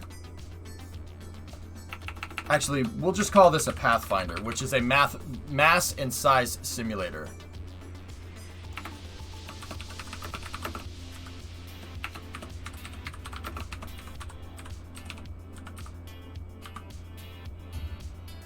It's the 28th.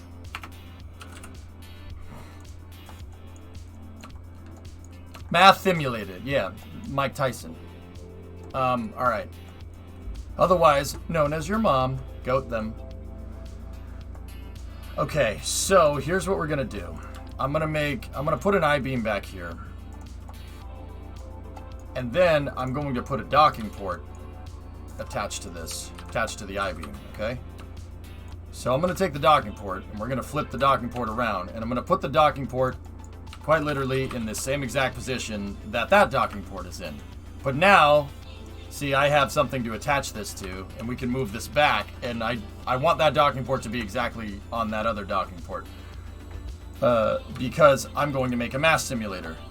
A mass simulator is something that the space program uses to do testing. They do integration testing, they do Pathfinder testing. For instance, this is X-33's pad being worked on, and they don't have they're not going to put an X-33 on this thing and risk it if the pad malfunctions, risk breaking it. So they made an I-beam lattice here with 2 concrete blocks on it to simulate the mass of the SSTO when they would go to turn it upright. The mass simulator has the hold down points, right? It has the transporter erector attachment point, and then it has the hold down points for the pad. And once again, it's designed to simulate the moment and the mass, and in our case, the kind of the volume too, of the vehicle. I basically need to make one of these. I do not want to risk messing with a prototype. I do not want to risk messing with a prototype. That's literally the end of the sentence. The prototypes are way too expensive. This thing is 500 Gs. Man, no thank you. I really only want to put this thing on the pad when it's ready to go. So I'm going to make a mass sim for this for the pad. Just wanted to say the big SSDO looks sick. Thanks, man.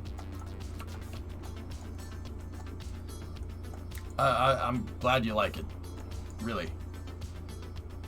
So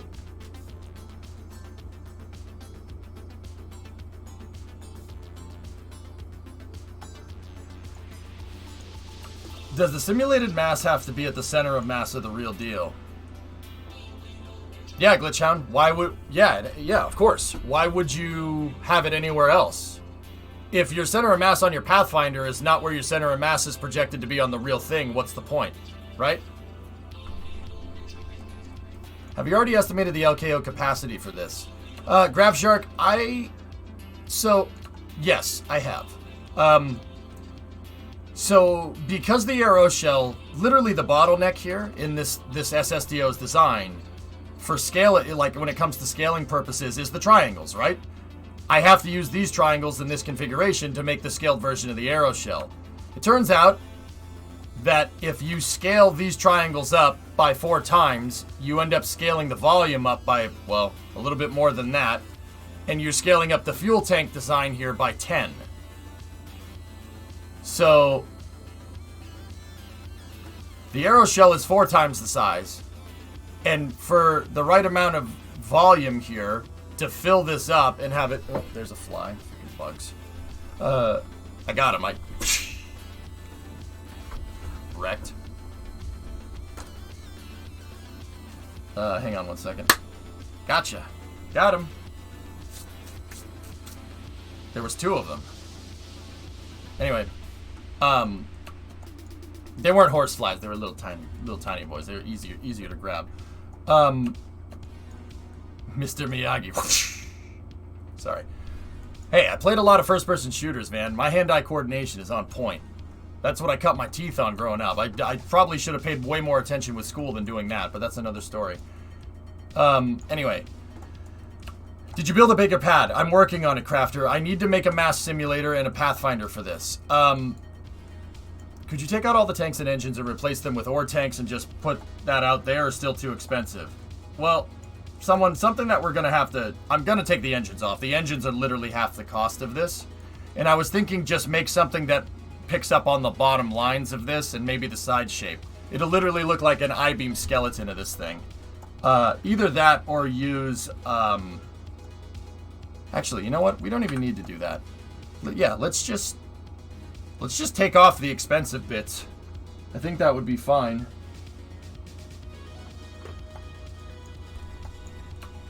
So what are the expensive parts of this?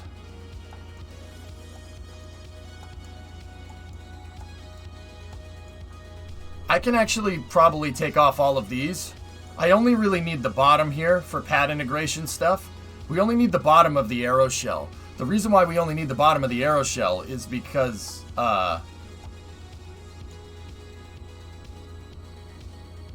that's the point that's going to be touching the pad. See, that panel right there, just like the small one, is the transporter erector will push on this panel right here. That's why that panel is strutted like crazy. It's strutted to the fairing and it's strutted to the fuel tanks to make sure that it doesn't move. Oh, geez, Alex. This fever is going well. Dude, vitamin C. Drink orange juice, man. T-shaped mass simulator. I mean, that's what that is right there. I could make something like this, and then we could just put a bunch of ore tanks on it to get it to the right mass. The mass would be around 270 tons. But if I was going to do that, Hellfish, hold on. We don't need to have the mass in the same spots as this. We just need 270 tons. Just let's remember that. Dry mass, 270 tons. Anyway, Grav Shark, I didn't finish what I was saying to you. Grav, because of the volume, we're carrying 10 times the fuel at 4 times the size. My payload projections were a little bit higher than what I originally thought it would be, and that's not a bad problem to have. This thing realistically could take 36 tons into space, no problem. Yeah, 36. It's it's about there.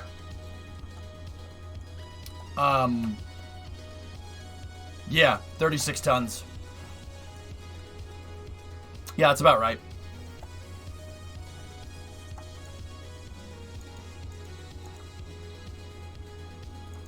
How much mass can you fit in that payload bay? I could fit 36 tons in there. It's a 5-segment payload bay, dude. I could put 36 tons of fuel in there. That's no problem. The thing could literally move this into space. It's like I said, I didn't miscalculate scale. The scale came in just fine. This thing is exactly a double the size. It's double the scale. I shouldn't say double the size. It's double the scale. So it is exactly 2 times the size of the small SSTO. And 2 times, see, surface area and volume don't scale differently, right? And because of that, that's where my miscalculation was. You can't just make, it's not, if you just take everything and times it by 2, especially in aerospace engineering, that's not, you usually don't get, it's not linear. It doesn't plot linearly on a line. So something that's 2 times the size might end up having 3 times the capability with rockets. Like, that's just kind of how that ends up working. Do we have the final Delta V numbers? I could go back and do that in a little bit. Actually, let's get that exact. 272 T dry mass. You know what? I'll round up just for the heck of it. 273 tons rounded up. Yeah, so because I scaled it up and I had to scale it to these to make a perfect thing that was double the scale. To make a perfect copy that was double the scale, my payload capacity ended up... Yeah, it ended up going up by, well, 18 times instead of what I wanted. I wanted 10 times the payload capacity. I have 18 times the payload capacity in terms of mass. Not necessarily in volume, but yeah, this thing could take 36 into space, no problem. I'm not ever going to need it to. I'm going to rate it for 18 tons and call it a day, because the only thing that we'd put in here that's 36 tons is fuel. And I just generally don't think we need that. I really don't think we need to bring up 36 tons of anything in here. But it could do it if we wanted to. But it's the same thing that I had with Collins. When I used to make space shuttles, guys, a long time ago in KSP, I rated them for 36. I wanted them to carry an orange tank into space. That was a good benchmark. But the thing is, dudes, once again, you'd be hard-pressed to move 36 tons of anything inside of this payload bay. I kind of did a little bit of a study off of all the things that I had moved with my space shuttle at the time. And keep in mind, this was like a number of years ago. Everything that I moved with the space shuttle got nowhere near 18 tons. It was all about having the volume, not necessarily the mass. And that's something that's true with actual rockets. Falcon Heavy can move 60 tons into space, into low Earth orbit. Can you fit 60 tons of anything inside of its fairing that's useful other than like raw materials? I think you probably fit 60 tons of lead in there. Same thing with Starship. We did that calculation out the other day. Now we proved that you can fit 100 tons of lead in the in Starship's usable payload volume and still have space to spare. But I mean, I don't think we need to move. I don't think moving mass raw materials into space is something that's going to happen for a little while. But I digress. It's much more about having the size here. It's the size of the payload bay, not necessarily the mass. So I figured that out, and then when I went to make newer versions of the shuttle over time, newer versions of Collins, I only rated it for 18 tons. It really doesn't need to be able to move anything more. This thing can, though, because the triangles forced a scaling issue that ended up giving me an SSTO that's literally the size of a shuttle stack. My Venture Star is not scaled correctly to the real one. The Venture Star, so like if you look at these comparisons here, right? The Venture Star is, like, give or take more or less the size of the space shuttle. My Venture Star is the size of the stack. So my Venture Star is up here. It's like this, only it doesn't look, it's this shape, but yeah. See this? That's how big mine is, but it's that shape. So take this shape and scale it to that. That's how big it is. I can move what the shuttle could move into space in real life in KSP, which is an absurd scale. Yeah, that's bigger than that if we scaled it. Yeah, way bigger. Can you take a Collins stack and compare it to the SSDO? It's about the size of one, lulz. I did that yesterday. I put the shuttle in next to it. But I don't have a full Collins stack in this. But anyway, I gotta make the Pathfinder, dude, so let's get to that. We're aiming for 270 tons, so this is our Pathfinder craft file. I'm going to start plucking stuff off of this. Mostly the expensive parts.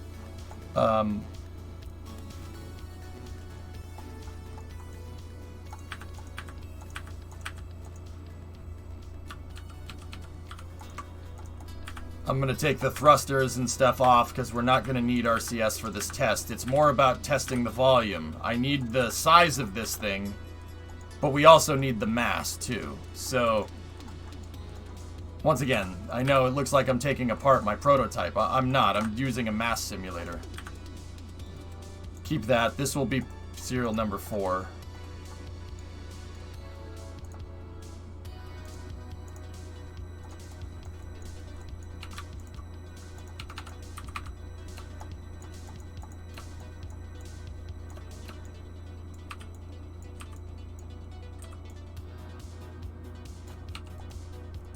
I'll put this as 04 just in case.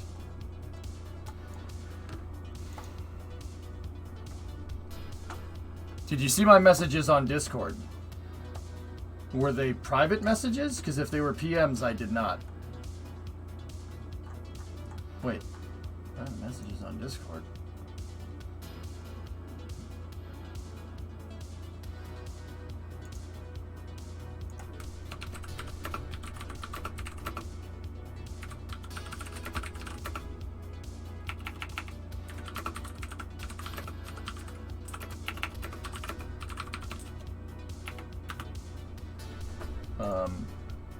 Nah, it's in your KSP category on your Discord. Okay. Did you tag me at all? I'm not seeing any notifications here. Yeah, Demo, just tag me next time. Oh. OMS thrust vector is occluded by a flag. Somebody else told me that. Yeah, I got you. Need to set the control groups for the main wing control surfaces. They are currently disabled. Yeah. I would have gotten to that. Like I said, that's why I said it was experimental, you know. But yeah, I got you. Cool. This seems slightly more unsteerable on the pitch axis. Maybe we need bigger body flaps. You're not the first one to say that, Demo. 95 said that too. Who deleted your message? You have to ask permission, Draco, to post the link.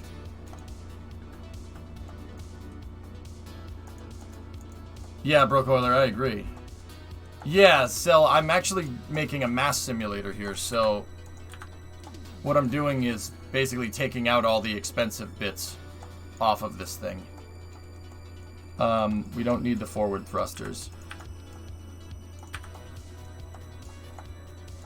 I don't need my drain valves.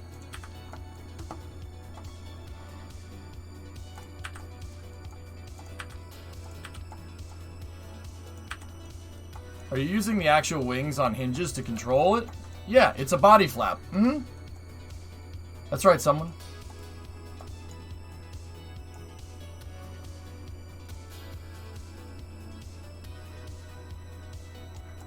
Does it drift? Yeah. Haven't solved that problem. I also think the nose gear might not be set to deploy when occluded. Oh, I thought I had it. Oh, okay. I see what I did. Deploy shielded is enabled. Enabled. Yeah. Maybe I double-clicked it. I made it a thing to set that earlier, but yeah. Name it the SS Dorchester. Oh, God. Alright, so I'm going to leave the plates on there. I need to leave these things so I get some volume constraints. What I'm probably going to do is... Yeah, I might just dump the payload bay. Payload bays are expensive.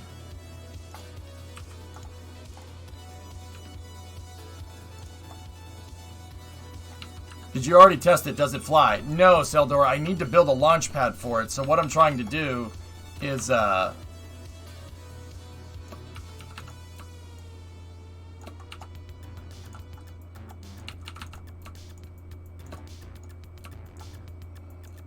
What I'm trying to do is build something, a prototype that I can use to test Launchpad integration that's a little less expensive than using a full prototype. My rules here, guys, are that I have to build the GSE. I have to build the ground service equipment. We have to build the pad. That's my mission mode rules. And no, I'm not going to change them. Yeah, no, we're not doing that. Alright, we can take the fuel out. Oh, man. Demo, the thing looks so rad without the payload bay. Without the pooched payload bay. Are you waiting to set the min-max deploy angle on the body flap? Yeah. Yeah, pretty much. What else did you have? Flies very similar to 5A. The only thing is to keep an eye on pitch stability. Set up a cal for the body flap and keep focused on that through re-entry. Nose gear is occluded by the fairing. Over deployment on the body flap led to the loss of vehicle just prior to touchdown. Got it. After the vehicle entered a vertical climb. This is due to the angle limit not being set on the body flap. No loss of vehicle occurs at least 10 meters a second vertical speed touchdown. And that pretty much is correlative with what our testing criteria demo, which is actually pretty sweet. Alright, so get rid of this. Get rid of that. I'm going to get rid of the fuel tanks, and then we're going to delete the fairings here. Yeah, you guys see the strut web that I have here. Once again, this is just the mass simulator. This thing is here to demonstrate volume.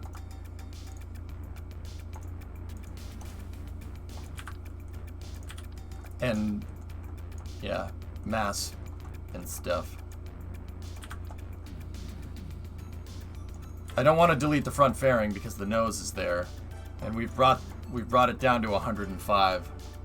Estimated time on the start of Space News. I usually start between 4 and 5 o'clock, Luke. Is there anything in particular you wanted to talk about? Is there a YouTube video of the test of the large SSTO? Guys, the SSTO has never been tested. What I did do is put it out on KerbалX, guys. I put the thing up on KerbalX last night. If you want to download this thing, if you have Kerbal on the PC and you want to download this thing, do it.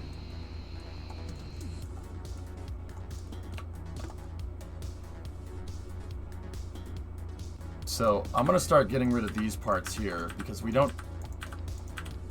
This conveys the volume just fine without having these here.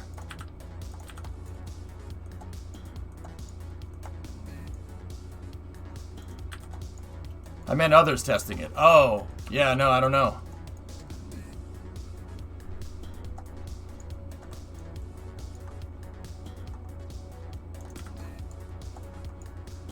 Once again, I'm going to leave this here so I can see the payload bay volume. What are you doing? Dylan, I'm making a mass simulator. I want to work on this. I want to work on the pad for this, but I'm not putting out a $500,000 prototype to mess with the pad. All right, to test integration on the pad. Hell no, I'm not doing that. That's a really bad idea. So what I'm doing is I'm just making a prototype that's going to end up being the volume, the correct volume of the thing, right? But it's going to it's going to have a basic outline of the shape like this. But it's going to it's going to be way less expensive. This is called a Pathfinder prototype, guys. Pathfinder prototypes in real life are done all the time. Heck, that starship that we saw with the payload bay in it, that was a Pathfinder. Pathfinders are just basically something that helps you figure out how to do things in the space program. It's literally that. It helps you figure out how to do things.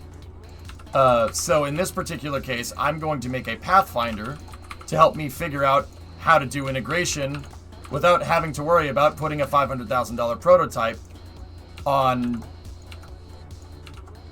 the pad. I don't want that. That would end poorly. He chose poorly. Booster number 1, yeah, was a Pathfinder to yeah, exactly, Sarita. Booster number 1 was a Pathfinder to figure out how to put together a super heavy booster. Booster number 3 was a Pathfinder to figure out how to get the plumbing working on super heavy. Yeah, Pathfinders are all over the place in the space program. There's the SLS Pathfinder too. Check this out. The SLS Pathfinder, they used that during the SLS program to figure out how to integrate and put the rocket together. It was basically just a gigantic steel tube with prototype magnetic containment plasma drive engines or modern art. I'll let you be the judge. No, they're mass simulators to show the volume and size of the 4 shuttle engines. And then this also has things in place on the top where the fuel lines would be and where the raceway is on the vehicle. They use this to test out the integration equipment. They put the Pathfinder up on the B2 test stand to test the green run. They used it inside of the VAB. That's inside of Michoud. But yeah, it's just basically a big metal tube that weighs the same as a core stage. See?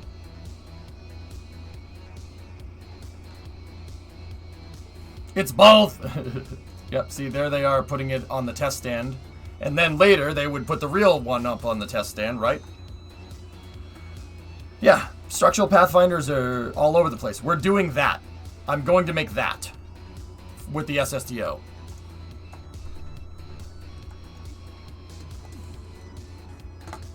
Like CD holders. Oh, gosh.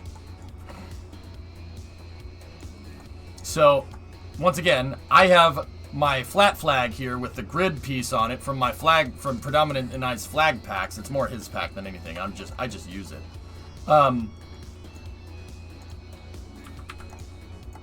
We have that, and that shows where the center of mass is on the vehicle when it has a full tank of gas, or not a full tank of gas, when it has all the fuel tanks in it. So, I need to basically get this thing to weigh 270 tons, and I need to make sure the center of mass is right there. But once again, I'd rather just use a shell. I'd rather just use shell pieces like this over putting up like a full prototype here. Because, yeah, full prototype could end poorly.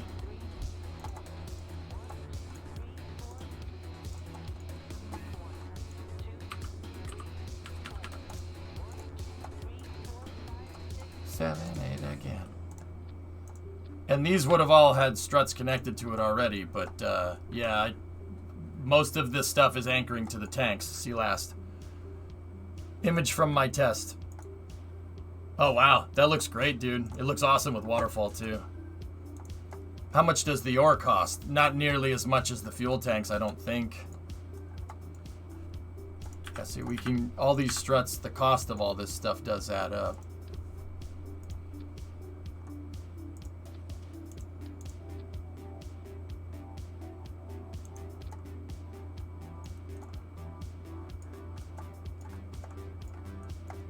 So this is serial number 4. 3 is our flight prototype. 4 will be our Pathfinder.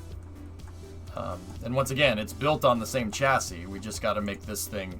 Its current mass is 46 tons.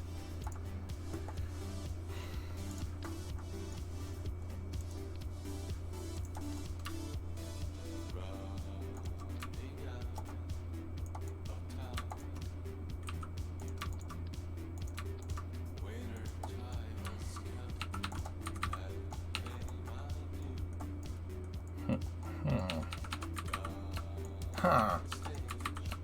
Huh.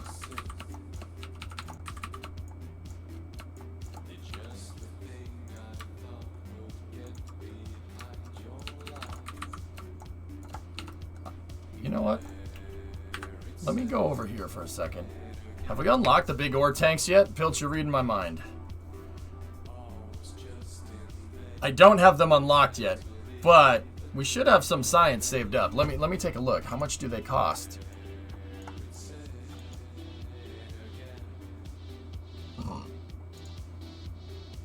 Nope. We could always use fuel. We could always just use a couple of fully fueled, like, orange tanks or something. We could unlock these adapter pieces here. Is there... We could unlock... What could we unlock right now? We have 345. I could unlock this, and then we could unlock the Nerva.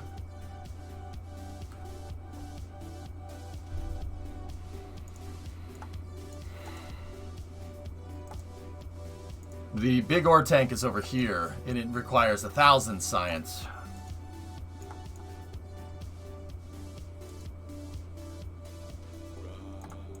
I might just unlock this. Yeah, I'm gonna unlock that one. We could unlock down here, and what would that open us to?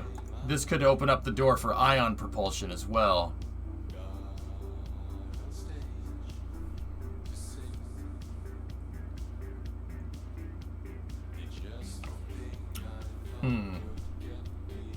Huh.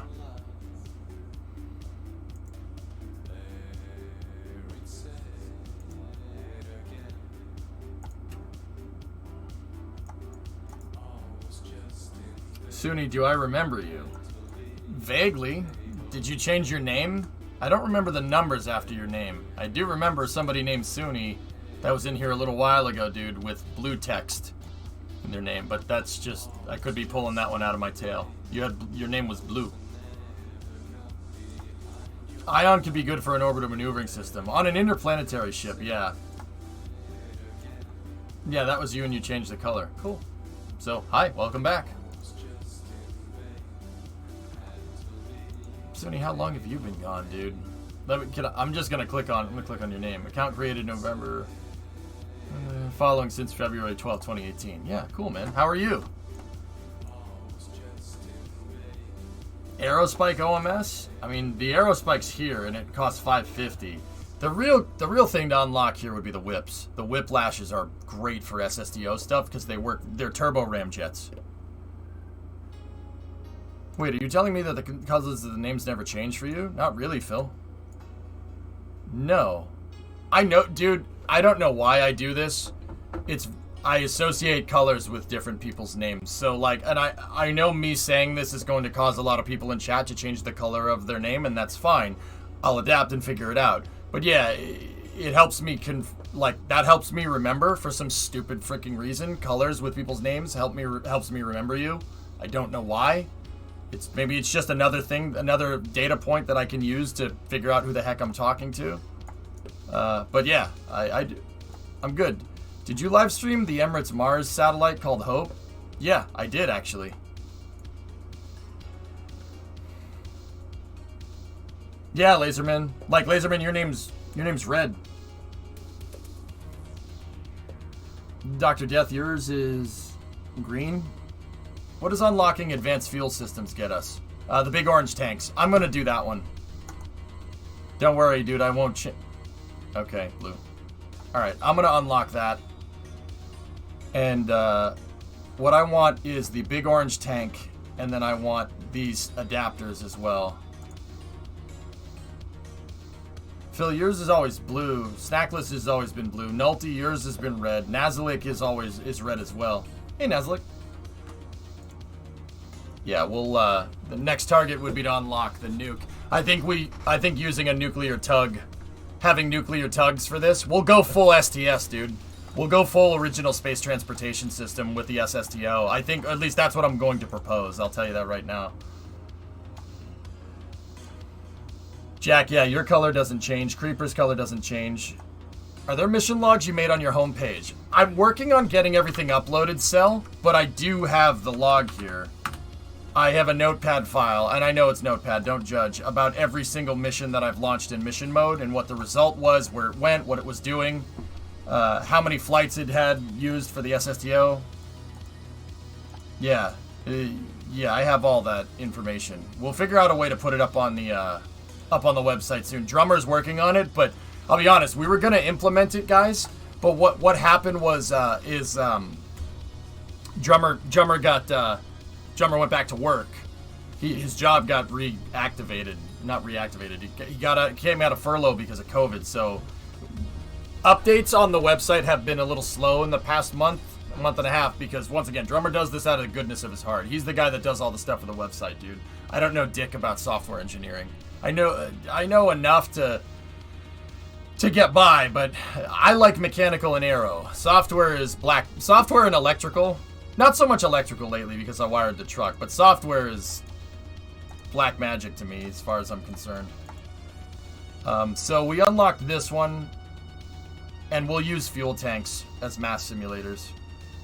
Updates on the Red F100. It's fully wired, Suni. I just got to fix some stuff with the wire harness under the dash. I got to hook up the radio. I need to fix the neutral safety switch, and then that's it. The wire harness is pretty much good to go. From there. Yeah, the wire harness is pretty much good to go from there. And then once the wire harness is finished, I have to start putting the interior back in, putting the interior back together. The engine bay is finished. The engine and the engine wiring is done, completely done. It's yeah, that's finished.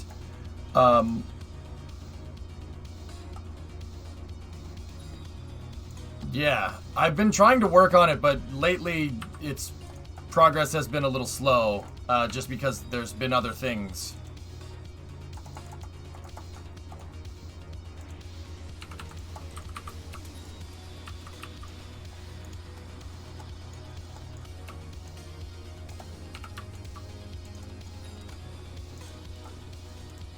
As a throwback, we'll put orange tanks in this thing.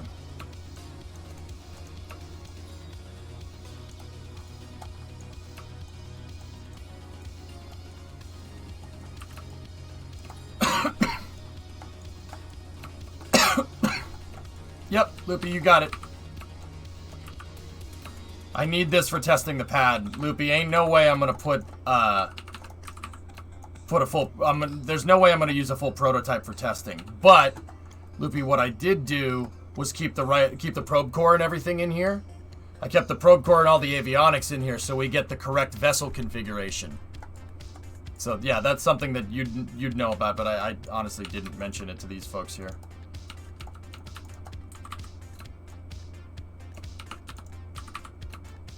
We're aiming for 273 tons for the mass simulation.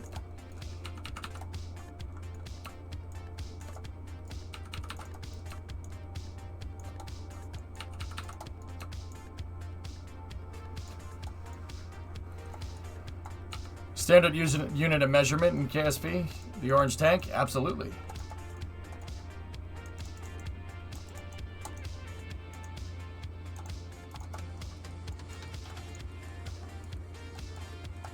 Yeah, Drummer did fix them, Loop.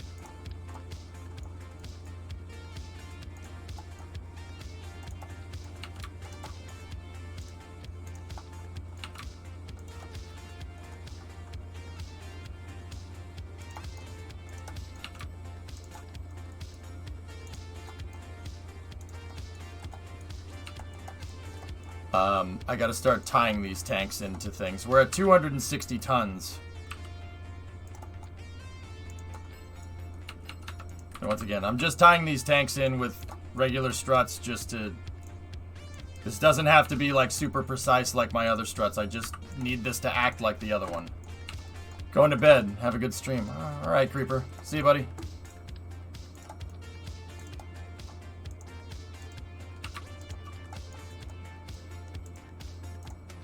I just don't want these to like move around and blow up or something.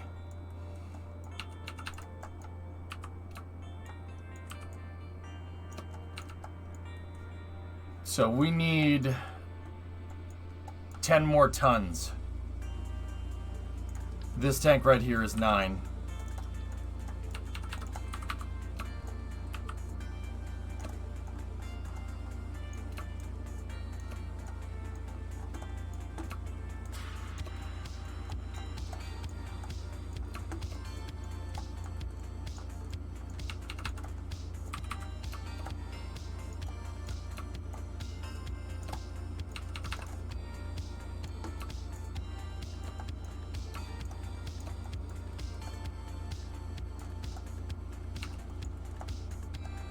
Just goes to show you how much the rocket gets weighed down by fuel. I have 4 fuel, or no, not 4. We have 7 fuel tanks.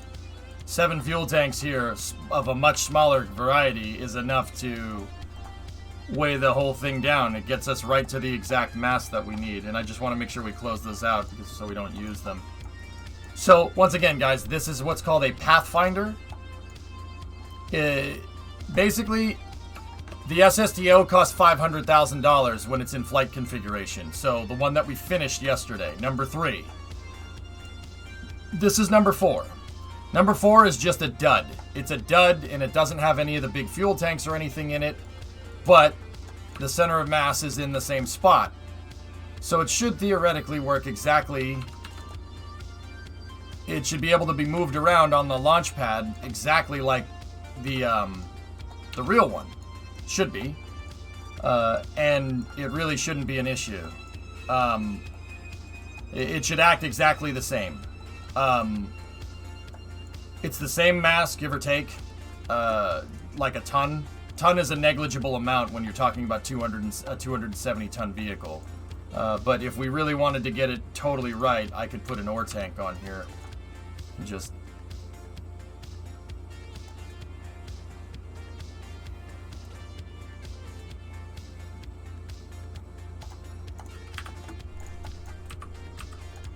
Once again, I'm just using this because this thing only costs $129. It costs literally 1/5 of, well, actually, it's more closer to a quarter.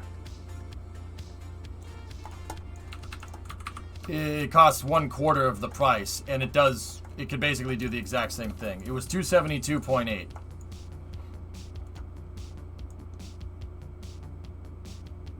Well, $878. There you go.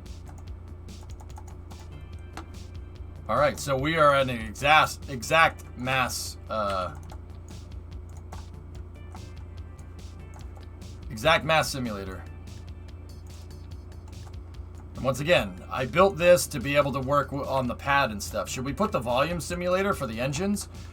A volume sim? Yeah, yeah. What we could do is this.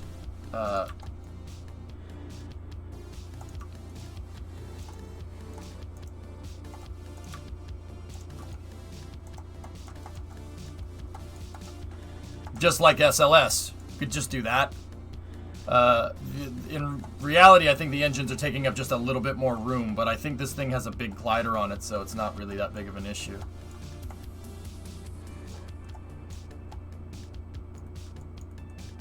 Let's just make sure that nothing gets... So the engines are gizmoed out a little bit. So like I have my shuttle engines, when they're attached like out here somewhere. I spaced them out a little bit. So this isn't completely taking up the volume that we're looking for because the shuttle engine is going to be clipping out just a little bit, but I'll make sure that we take that into account when we go to mess with this thing. What I'll do to take that into account is if I take this and I disable symmetry, right, and then I use radial. Discovery, go and throttle up. So check this out. We put it in radial 6 times symmetry, and then I'll put feelers on the edge of this thing, and then if I rotate it 15...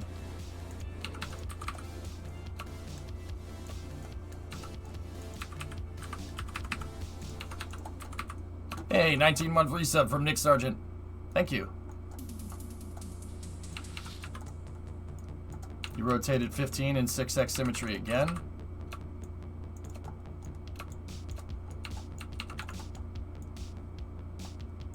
Do it one more time.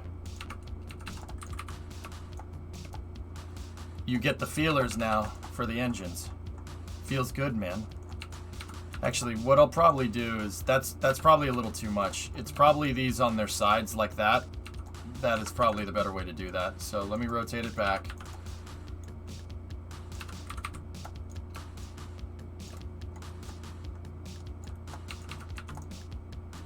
Yeah, this is also a good way if you're going to make gears in KSP, to make them this way. I always try to make sure to get perfect symmetry every time to align the piece that I'm manipulating straight up and down. Because doing that will get you, see, like right now, we did 6 times symmetry, 1, 2, 3, 4 times. So we have perfect 24x symmetry here. It is exact. All these are exactly equidistant each other, and all of them have the exact same distance to radius. And so what we do, if I go around the horn here, we can start removing these from symmetry, because Kerbal doesn't like symmetry on sim.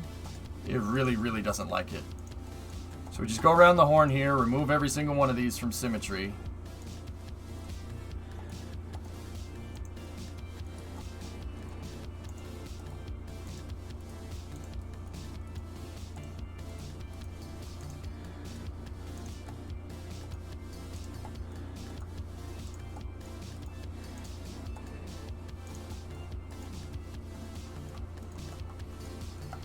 Yeah, you can use that to get all different types of symmetry. Now I take my mass simulator and we just go back into mirror symmetry like that. Or not mass simulator, my volume simulator. We go right back in, and there. That should be enough distance to get it right, because I know that my engines are in 6 times symmetry and they're gizmoed out 2 clicks. So we can measure exactly if we want to. Ready?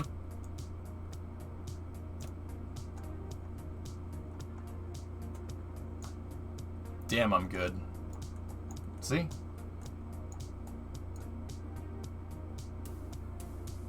Perfect. Yeah, that's fine. I'm gonna give it a little more breathing room. I don't want stuff to butt up exactly against this, but yeah, that's fine. It'll work perfectly.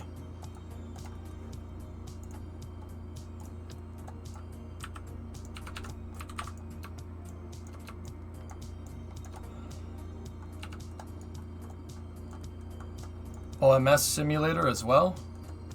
The stingers are still there. The thrusters, I just took the thrusters off. What about gimbal range? Honestly, guys, this thing really only needs the center engine to be gimbaled. I really only need that engine to be gimbaled. This is why I moved these out. Similar to Super Heavy. Only the center engines on this are going to gimbal. Having all 14 of these engines gimbal is not... That is way too much leverage. We do not need that. So King, yeah, this is fine. I was just going to have the center one, and that's it.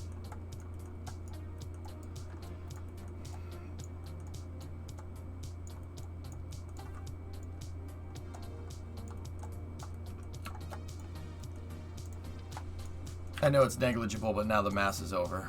All right, so we adjust it.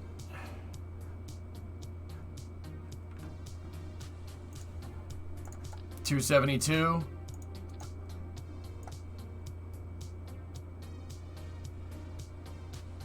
$272.8 is where we were, right? I'll just change this up here so I don't mess myself up in the future. But, oh, there is one thing I remembered. We're going to put payload in this thing when it's horizontal, so it's not just 272, is it? It's 272 plus 18, right? So we're really aiming for 290.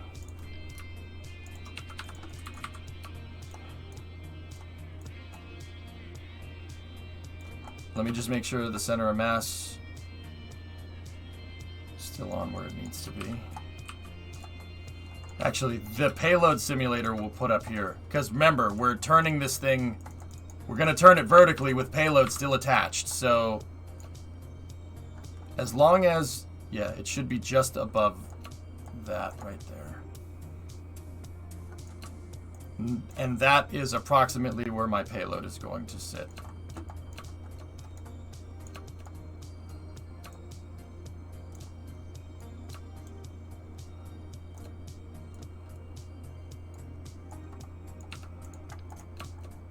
Hang on.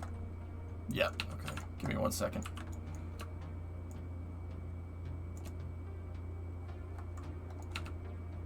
There. That's why that's weird.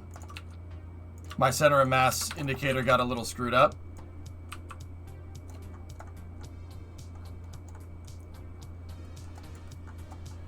Can we over-engineer it and rate it for an orange tank? Sure, if you guys want to put that that kind of safety factor in, I don't have a problem with that.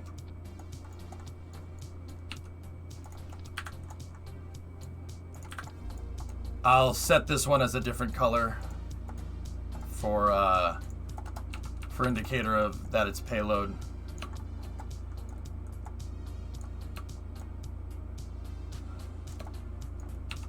There we go. I'll set it for 36. We might as well load rate it for that. Why not? Right? Like, why shouldn't we do that?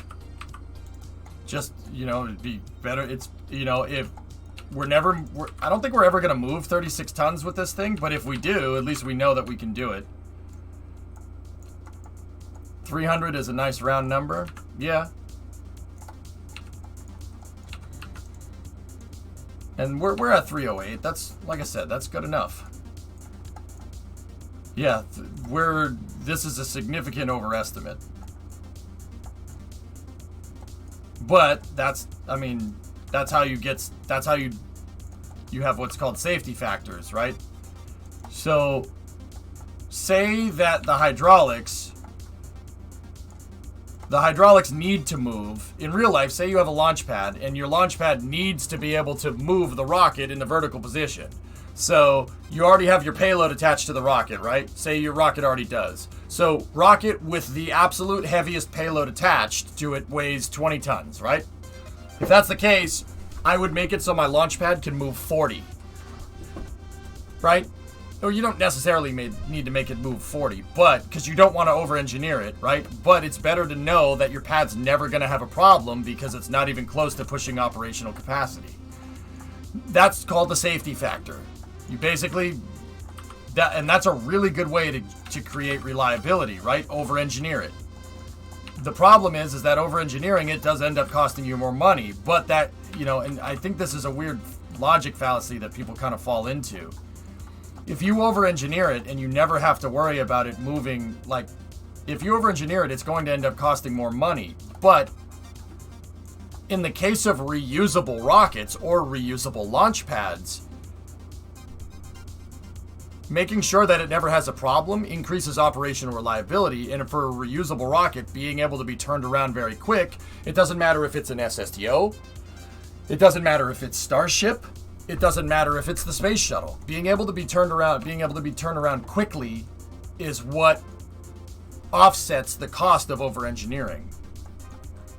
Did we already put a Canadarm in? Negative. No, I have a baseline configuration. It does not have any of the accessories in. I thought we named it Jebstar. Okay.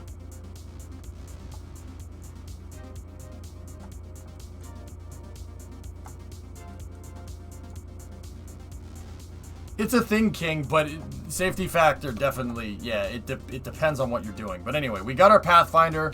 Our Pathfinder ended up being, so the flight prototype is 500 grand, and the Pathfinder is 141, so that's 360,000 per test that we're saving here, which is fine.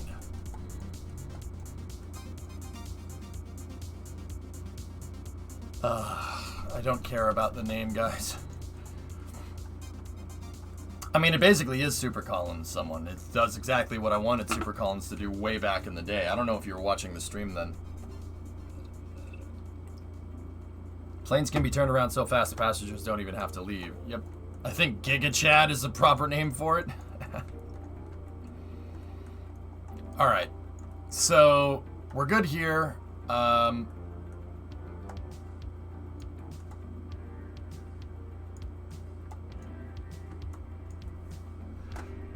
I'm going to use it to build the pad, Bobby.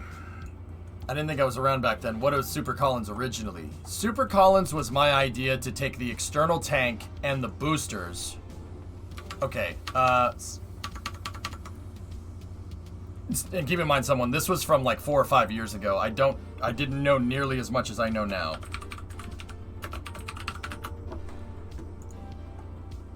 I basically took Energia, and made it into a Venture Star. And it could piggyback payload, but it piggybacks the space shuttle. Okay? So, that means that you're using the American space shuttle on on Energia, right? And Energia carries the Actually, I don't know why I went with the Energia. I should have just made Buran, but anyway, I mean, I wanted to use a space shuttle. That's what I mean about not knowing. So, okay, so it's not Energia. I took the external tank, put Zenit boosters on the side of it, and then tried to make it into Venture Star and piggyback the shuttle on the back. So, the shuttle and its upper stage engines are using fuel from this, right? Wow, that was a really stupid way to do that. And that's what I mean about knowing a lot more this time around. And it basically would fly all the way up into space, right? The boosters would shut off, and the shuttle's 3 main engines pulling from Venture Star would fly the rest of the way into space. The shuttle would separate. Venture Star would do a once around, come back down and land, or not Venture Star, Super Collins, would come back down and land, and the shuttle would just do its thing up on orbit. But see, that doesn't make any sense. Why the heck would I have those on the shuttle? Why did maybe I just wanted an excuse to use the space shuttle. That's probably it. And I probably thought that this, well, it's true. This is not wrong. I probably thought that this would be more stable doing it this way than this way, which is actually right. But yeah, it really doesn't matter. Did I get it to work? I think I built it for fun one time. I ended up never using it. But yeah, it was basically the space shuttle, external tank, and Energia boosters shaped like that. I built it out of panels. I made the entire thing out of panels, someone. This was before we had the triangle panels. The thing looked like a flying slice of cake, because I had panels going down the sides. It was one of my first attempts at making an aeroshell. Now, don't get me wrong. Back then, it was to make it look nice, because I didn't want my shuttle basically riding on an SSTO that just looked like a bunch of tanks strapped together. I didn't want it to look like,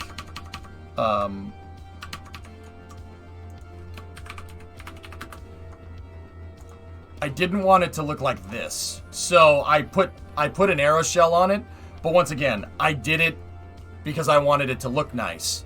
And then Das saw it and he gave me crap for it. He's like, oh, you know, flying panels and bricks and stuff.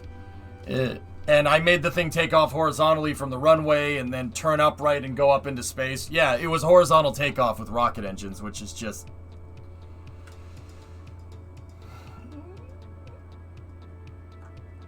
Yeah, it didn't launch vertically. Why don't the Russians like SRBs? I don't know. Bro, we're in the end game. Yeah, that's right. Any screenshots of it? If they are, it ain't on this computer, Broke Oiler. This was from like 5 years ago. I'd have to go digging through old screenshots, and I'm not going to do that. But, okay, so basically our Pathfinder is ready to go. So we have a couple of minutes here before I need to start Space News. So what I'm going to do now is we're going to make the launch flange for this. The back piece that... we're going to make this, the launch table. And this thing needs to be able to hold up a lot.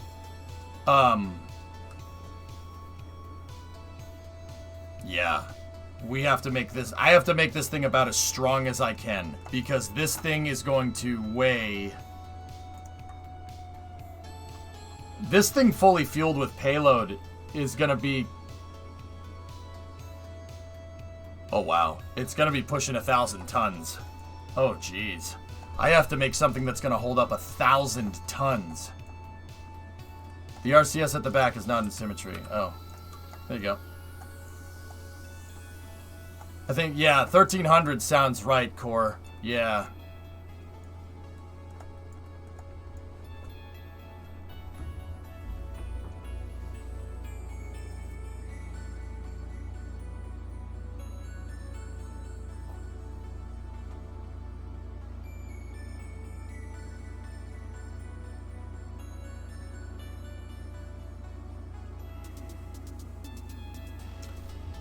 How am I going to pick that up?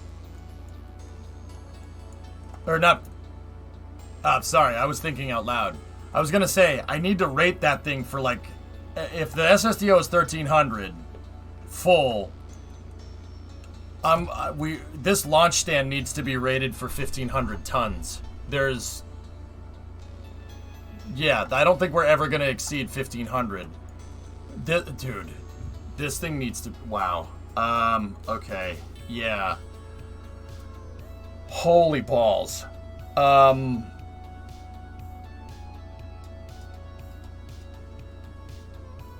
don't have the poodle analogs in there. Might want to add some for the shape. Okay. Yeah, that's fair, Luke. Yeah. Let me...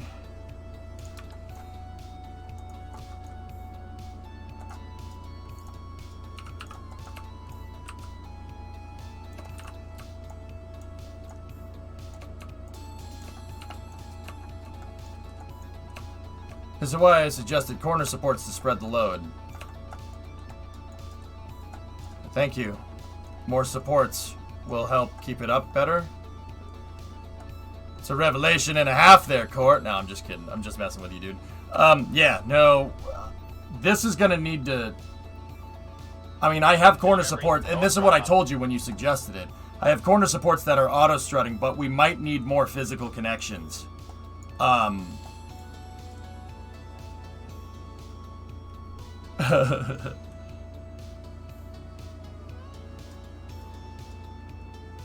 The flags in front of the poodles get a little toasty. Yeah, so I've been told.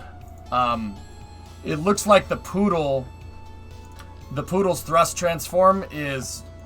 Here, let me see something. Yep. Yeah, that's why it cooks the flags there, dudes. Yeah. Because the thrust transform isn't at the nozzle. It's in the same spot no matter the shape. They averaged it between the end of that nozzle and the end of that nozzle. So the thrust transform is actually behind the flag. So yeah, thank you for helping me with that one. See, like, I like farming out. I think that's the best way to do it, guys. Farm out the simulations to you guys. That's the best way to do this. So is the SLS fully stacked yet? Yes. The rocket is fully stacked, not the payload. What was the... Holy balls for... Oh, Tessa, I'm going to have to load rate this for 1,500 tons. Now, how am I going to get 15 tons of anything on top of it? And so in my mind, what I was thinking is get a crane, get a gantry crane, lift up 1,500 tons and put it on the launch table when it's in the vertical position, which is why I said, how am I going to lift that? Is this the MOC of the big SSTO, or did you change a lot? MOC. Mock? This is a mock-up, yeah. This is just a Pathfinder. It's just the volume of the SSTO.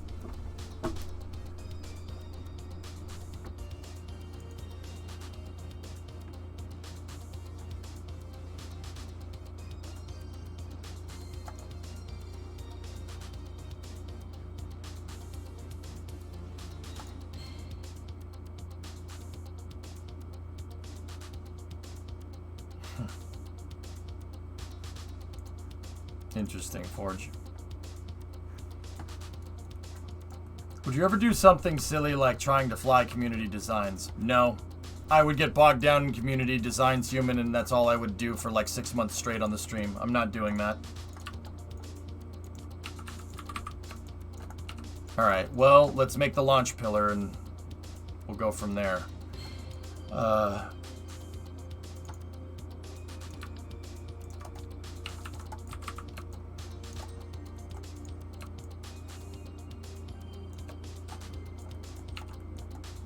Yeah, 4 of the largest S4 tanks should be enough to fuel this.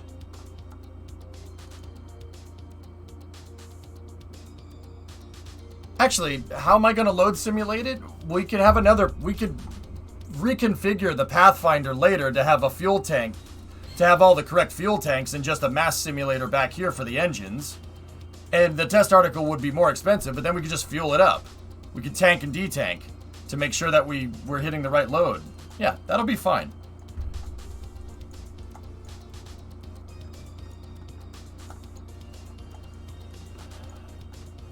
Aren't you thinking about the mass simulator wrong? Can you figure out what the volume of the tanks and fuel is? Is it 15 tons and then vertical, the empty tanks, then... Yeah, Duber, that will... Discovery, go at throttle Chat up. delay. Hey, Censored Alex. Welcome to Mission Control. You go at throttle up. Thanks, buddy. Well, Loopy, this is a problem that I was talking about at the beginning of the stream. I don't think we can make the right pivot point here, man. And what do I mean by the right pivot point? Well, I have my center of mass indicator there, right? There's the COM indicator on the actual. That flag is left over from the actual flight prototype, right? The thing is, I need hydraulics to push on here, which means I need hydraulics here. But the hydraulics need to be able to...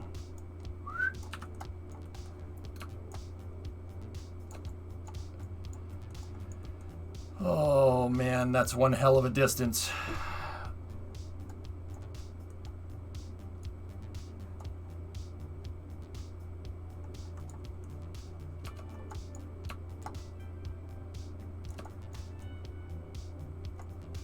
Oh man.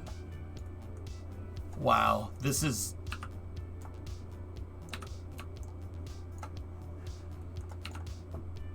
This is really difficult. Oh boy. Could we go through the early condo route and use vectors to verticate it? That's not... I mean, yeah. I don't really want to, someone, because that's not good. That's not realistic GSE.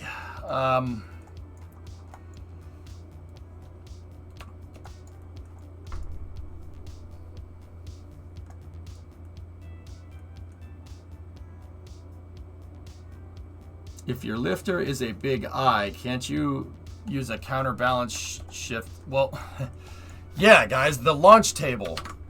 The launch table is what I want to be the counterweight here in this. The launch table, it has to be tough, right? It has to be heavy duty because it's the launch table, and it also can serve as a counterbalance, right? That's my counterweight. You're adding this and then adding a counterweight is too many steps. How many hydraulic pistons can you stack before it gets wonky?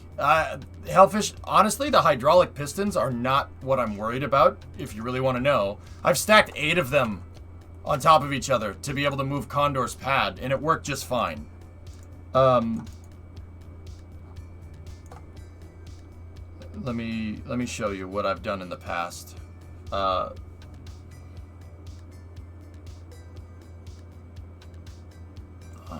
the heck is this? Oh.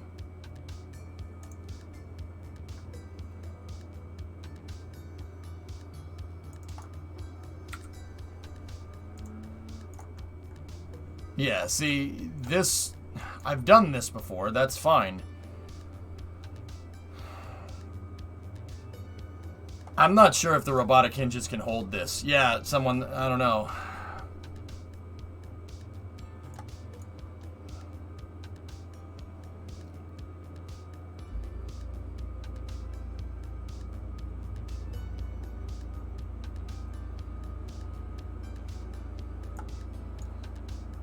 Well, yeah, yes and no, Hellfish. Oh, landscapers are here.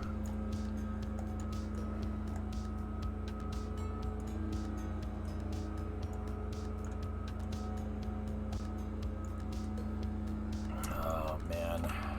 See, I don't know if I...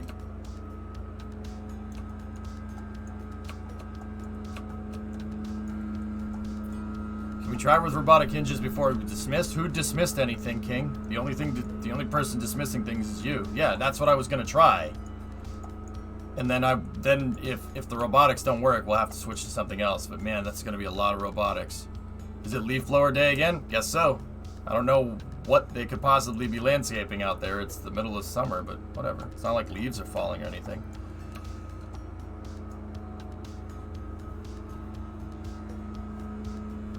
Remember the old air brake meta? I don't even think air brakes are going to be the right move here, Loopy. I'm not worried about articulation, guys, to be honest with you. So, what I'm wondering about here is how high should we really realistically get this thing off the pad?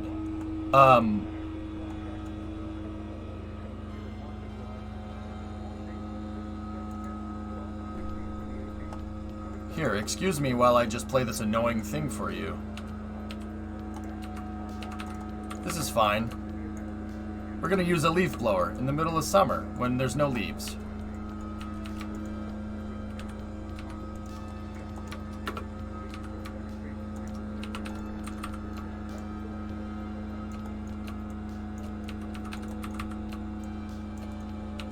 Is this noise annoying at all? Jeez, here. Here, it's not annoying at all. Here, allow me to make it more annoying.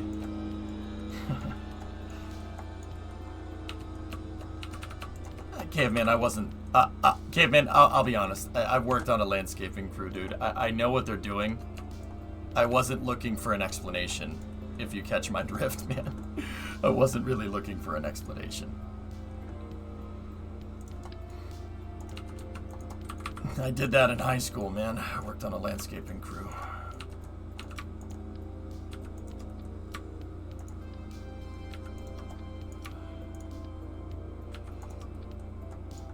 Never mind then.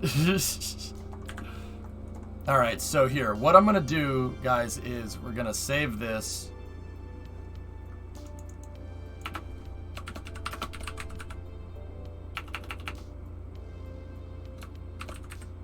We're going to save this as a pad concept.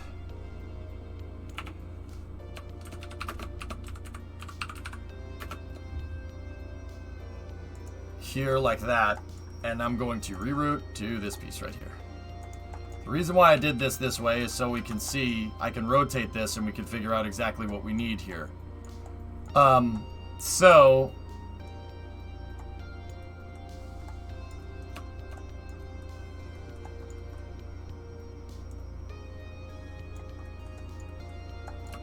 I'm not worried about articulation. What I need is height. That's what I'm worried about. That's what we need to fix.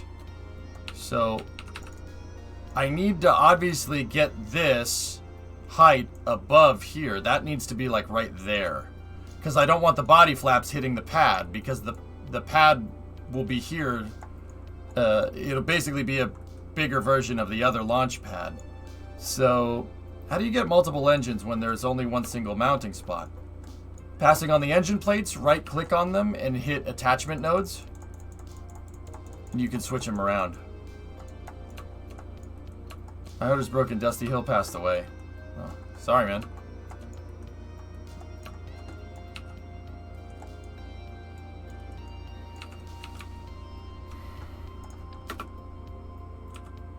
So, basically what I'm going to do here... Oh.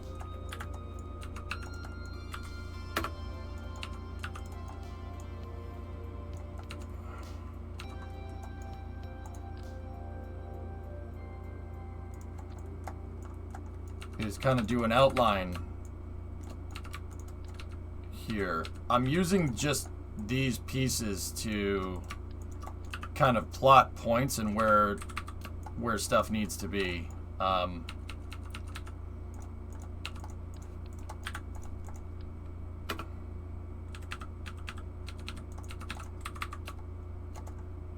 So like the pad width needs to be like out here. And obviously, the body flaps can't... I don't want them touching. Oh, man. Okay.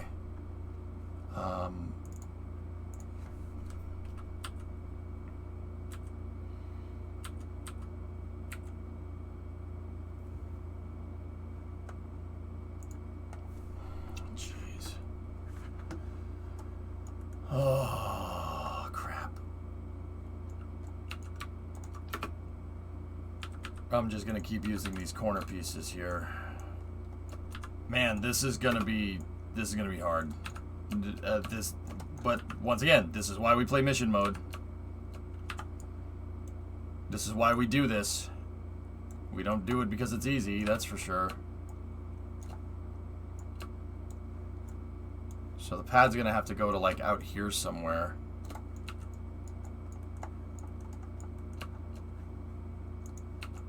You might have covered this. Is scaling the small pad not an option, at least for a start? It is. That's what I'm doing. That's my first thing to do as a start. Alright, and then the pad needs to be at least that wide, give or take. I mean, this isn't finite. I'm just, or not finite. This isn't like final, not finite, idiot. Yeah, we need. This can be like right here. That's totally okay. It can be smaller. And then this will be the flame bucket and the flame trench down here. And that doesn't need to necessarily be, the pad doesn't necessarily need to be this wide. I'm just going to mark it to where we're outside the wings here. Once again, what I'm doing here, guys, is just getting measurements. I'm just getting measurements and getting ideas.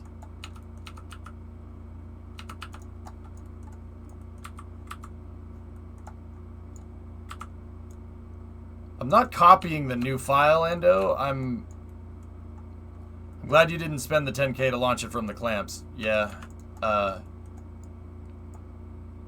Yeah.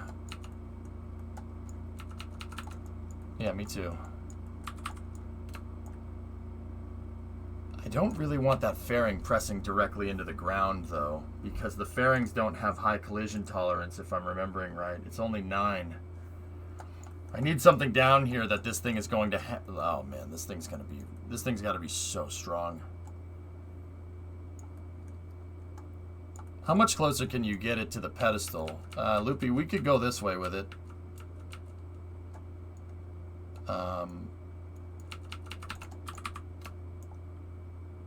We could go that way. Discovery, go at throttle up. But we don't. Yeah, we gotta be careful. Like, that's the maximum that it could probably go right there. We'll give it some breathing room, just a little bit. And then I want this basically sitting on a thrust plate. I'll have it sit on a structural tube. Man. I mean, lowering the SSTO. Yeah, I know. I know what you mean. I mean, I guess we could get away with doing this like that. We could get away with it.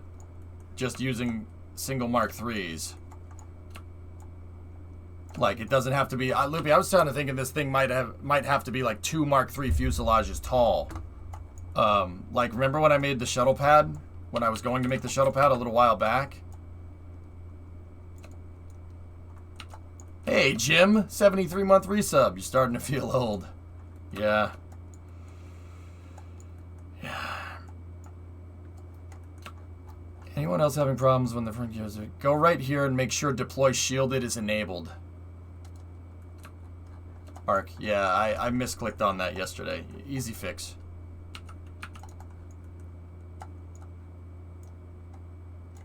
Yeah, see, now there's the problem there. We need to... The landing gear... This is the line for the pads. The landing gear need to be like that. Which gives us something like this.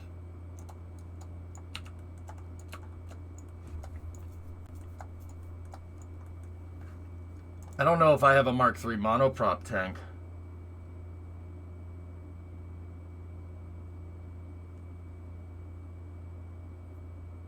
They have 12 meters a second impact, Loopy. 25, 10, R1. Discovery, go at throttle up. Hey, Drool, 19-month resub. Thank you. I mean, Loopy, I don't see, like, here's the thing. It's not collision impact, is it? It's pressure, I guess. The Mark III fuselage monotank. Oh. 50 meters a second impact. Yeah, I mean, that'll work. These Mark III part, yeah, that's actually a good idea. And yeah, we don't have to worry about engines hitting that thing. So, yeah, okay, good call. We could do that.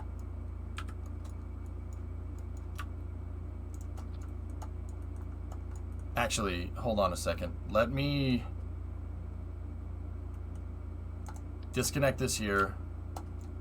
Put that there. Put that there. Set that to root part.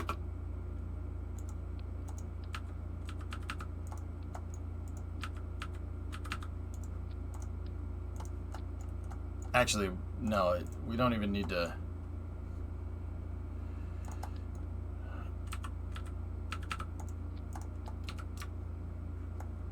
I'm trying to figure out all the dimensions for the pad, guys. That's what we're doing.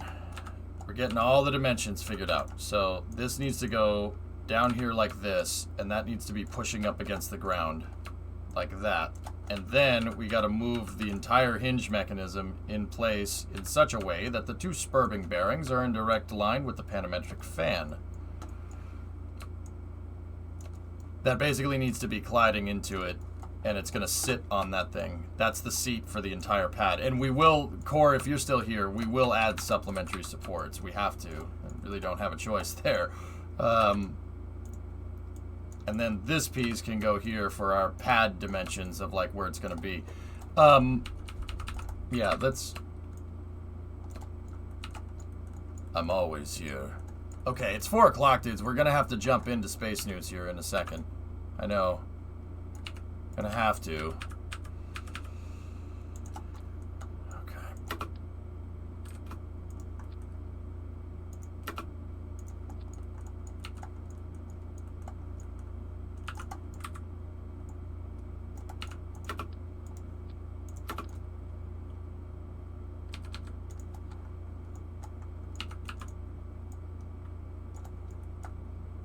Just leave that like that, it's fine.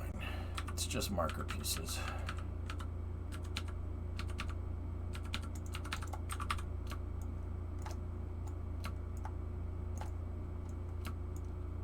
Okay. What visual pack do you use for the environment? I don't use any mods at all. Nothing. No mods. Totally vanilla. Okay, so Loopy, that has high impact tolerance. That's good. That should help. The fairing, see, I'm not sure about the fairing having 1,300 tons or 1,500 tons attached to it. I'm not sure if that's a good idea or not. I don't know. But either way, let's get our basic dimensions figured out here. So that's good enough for the thing to be in the vertical position. What about down here? What about when we're in that position? Okay, that's also good enough right there.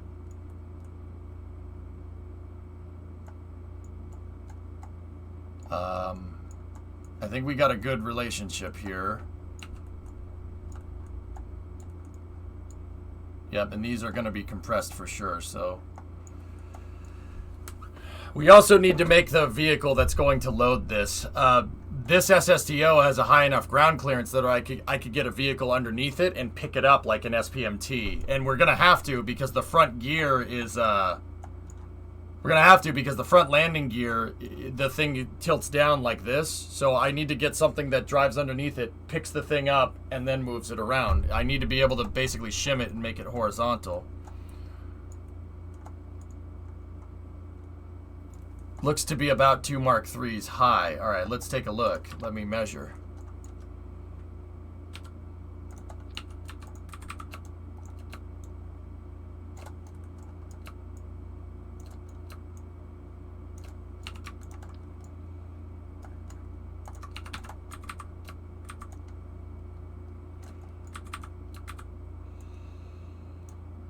Frick.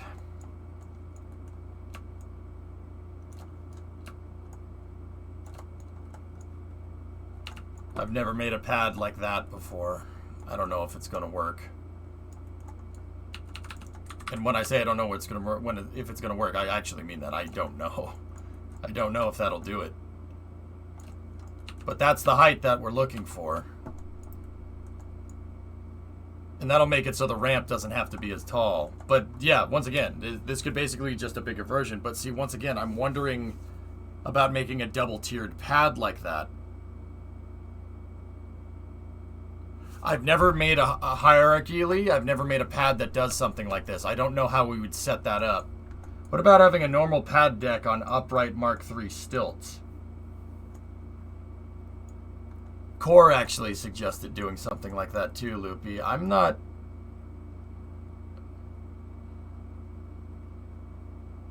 I guess I'm not against it. I mean, if we...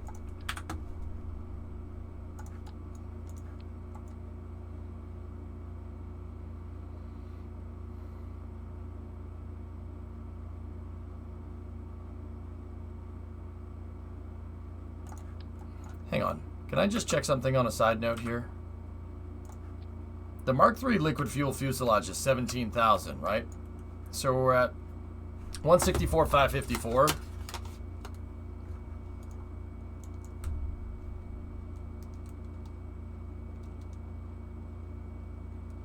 Minus 156,554. 8,000. 8,000. Mark III liquid fuel fuselage is 8,000. So, and it's 17.2 minus 8,000 cost of fuel. That's 9,200 for an empty Mark III liquid fuel fuselage. This thing right here is 10,000, and the fuel costs 3,600 plus 990. 10,000 minus 4590. The liquid fuel fuselages are less expensive.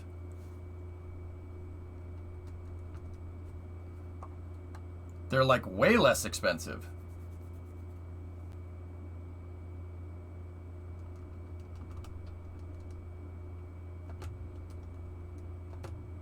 Yeah, they're half the price. Yeah, I never noticed that. Yeah, screw using those. The hell with that.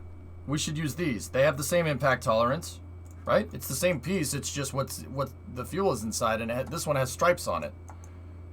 Wow, that could bring the cost of the pad actually way down. Like, way down. Huh. Okay. Well, that's a good thing to know. We're going to get into space news, though, now, after I take a break here. Let me just think about these pad stilts. How are we going to do that?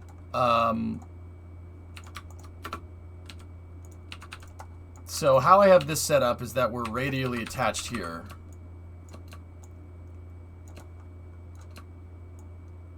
Like that. And then if we were going to do pad stilts, you save 4,500 per, if math is correct. Yep. Add pillars to the library. Oh, cool. Nice. Thanks. Fitz, I was just giving you crap, but I appreciate it, dude. I was just messing with you. Now I feel bad.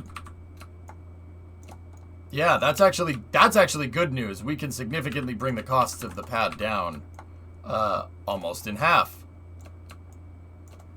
Pad won't cost nearly as much now.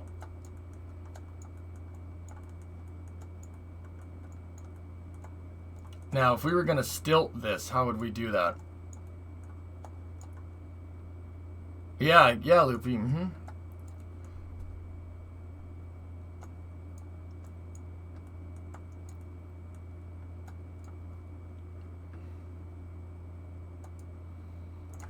Now, what I could do is on every end piece like this, we could do something like that.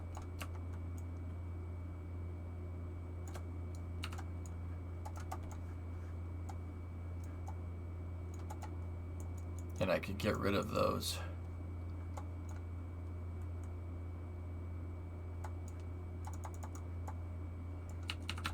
And if I did something like, here, let me just visualize auto struts here for a second. If we did something like this, and then I put these directly under, it creates a triangulated trestle segment. And if we put it underneath the piece that's next to it... Ooh.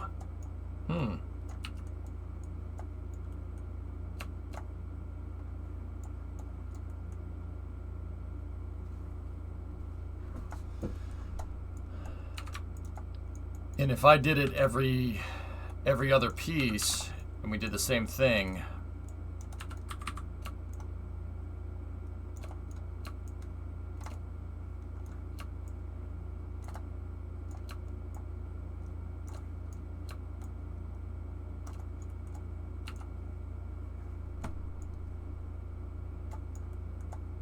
This will not sag, Cabin. It won't sag. If with the grandparent struts how they're ran, like this won't sag. And then if we did this, right?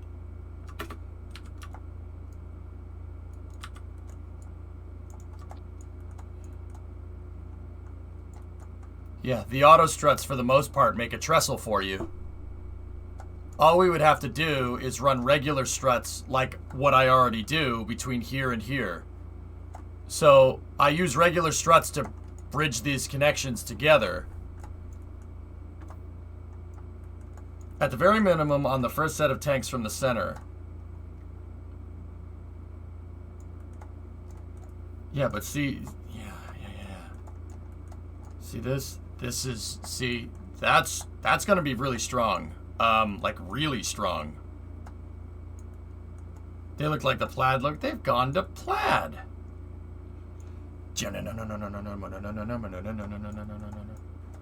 Support the center and the sides. Well, Loopy, I can't use the center attachment node, so that's why I chose every other one, like that one right there. That was on purpose. The reason why I did that is because this one will grandparent strut to this piece right here, which is the closest I can get to the center. That's why we did that. That's why I did that way. Did you see the hierarchically what I'm talking about there? I have a question. Is it possible to use a closed cycle on a linear arrow spike?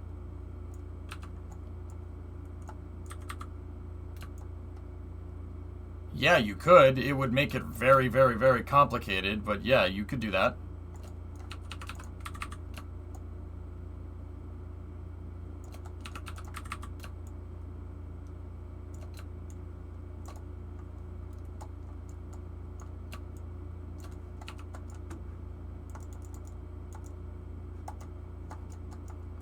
Wait a minute. That one didn't pick up on it. Yeah, that didn't attach to the correct one. I mean, yeah, this shouldn't sag. It shouldn't do it. It should be fine. This has plenty of surface area touching the ground, and if I really, really, really wanted to get creative with this, in terms of like design and stuff, we could do something. We could always do this on the sides right here.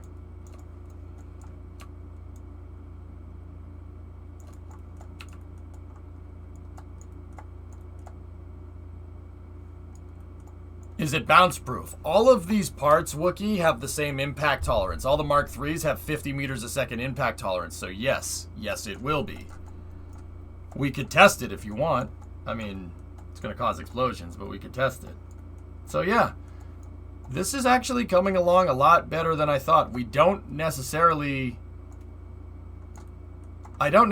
need to make this 2 Mark IIIs high. It could just be this. That's fine. I found your new house. It's in Texas, but that's not the weird part. Whoa.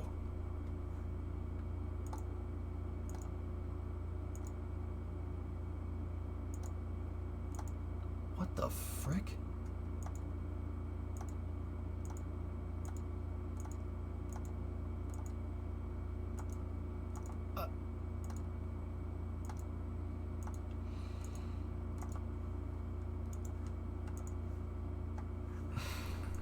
Main screen turn on.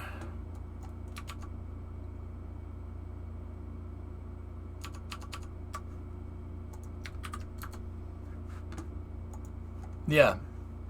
Anyway, in terms of Kerbal, I'm pretty sure this will work. That with the stilts right there and the stilts making bow ties like this. Yeah, that'll work. This design right there. This will do it. I just got to make sure I run my struts correctly. But it also doesn't need to be that. I mean, how thick does this thing actually need to be? Like, how far are we going to go out with this thing?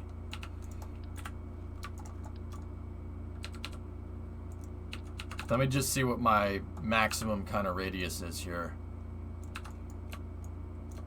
Or not radius. It's not a circle, you idiot.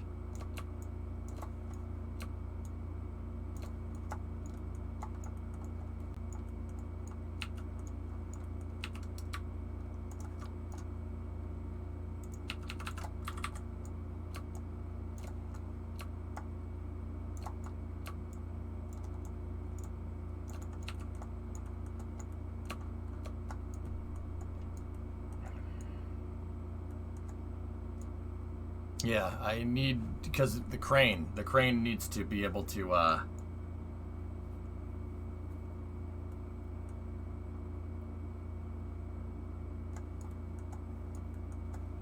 the crane needs to be able to go all the way around it, and that should do it. It should just barely clear the wings. Let me just make sure.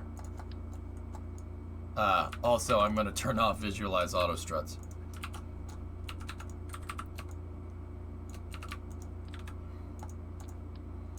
I'll be honest with you guys. This is going to be probably the most complicated pad that we've made. Yeah, easily the most complicated pad. Well, no, maybe Condors would be more complicated than this because Condors had a removable TE. This should be doable. Hey, Barasp, 9-month resub. Twitch, baby. It doesn't need to be that wide, does it? Could we have an off-site OPF?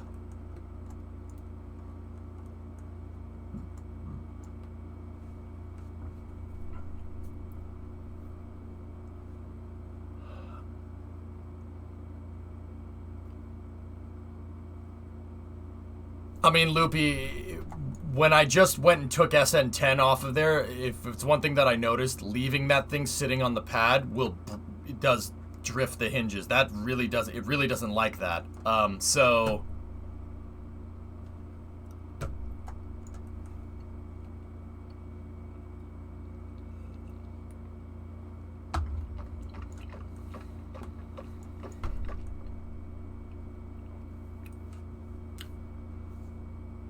I mean, but Loopy, there is some things to consider here.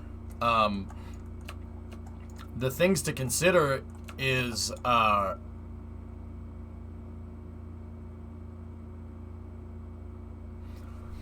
thing to consider is that if I make the orbiter processing facility far away from the SSTO, it's got to be out of render range. That means every time I want to go do a mission, we have to integrate it, and then we have to tow the SSTO from out of render range of the pad to the pad, and then install it, and then verticate it, and then fuel it. That transition time could can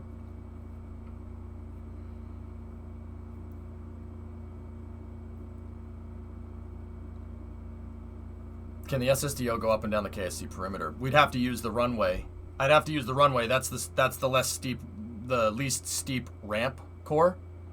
Spawning side of the runway.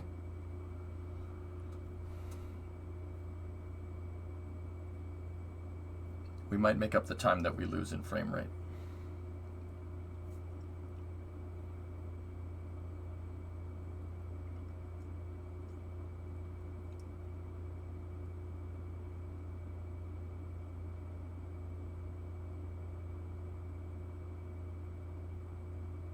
Okay, so here's the thing. Here's what I'm thinking. Loopy, that's probably right. We can check out that house in a second.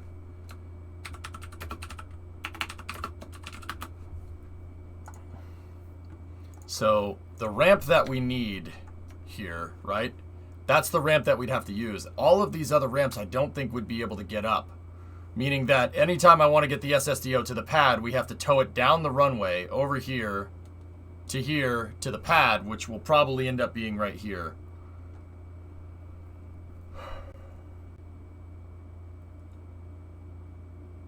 Yeah, cabin, for sure, yeah.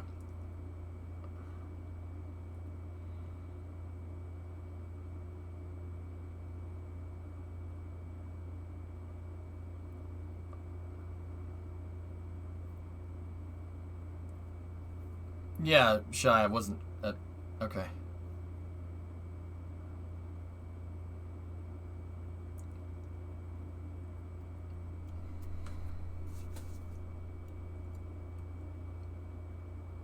Yeah, Core, we need to make sure that we could tow it down the damn crawler way.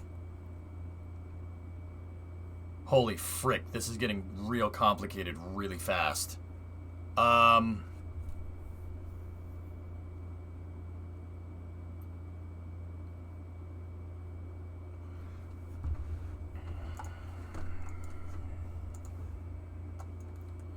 Just came in, what's happening? Building large launch pads for large vehicles is complicated, Bello, that's all. Shy, I know that house is ridiculous. I'm not planning on buying it, dude. It's funny. It's a funny thing to look at. Loopy, okay, hear me out. Yeah, I like the challenges, Loopy. This is what keeps Kerbal fun. So like, if I just made the SSTO and we put it on the pad and we launched it and we built space stations with it, it would be cool, right? It'd be neat, but it wouldn't be this neat. This makes launching stuff into space that much cooler every time we do it in KSP. Because we put the thing together. We did the ground operating. It's more risk, more reward, right? By illustrating the exact process, I am able to save money because of career mode, right? We're able to save money by making a fully reusable architecture. I mean, which... it doesn't really matter. If I in career mode, if I landed it on the runway and hit the recovery button, we'd get 100% of it back anyway. But at the same time, it's the fact that knowing that we landed this thing, we can take stuff out of the payload bay and put it back together, etc., etc. That's what makes this cool. So, yeah, I like doing this way. It makes the game 1,000 times more fun. It makes the problems 1,000 times harder to solve, and it makes for good content, and I enjoy it. And like, you pretty much, it ticks all the boxes, right? Show chat what they did to the access road at Vandenberg. Yeah, they planed the sides. Yeah, Loopy, we can't do that, but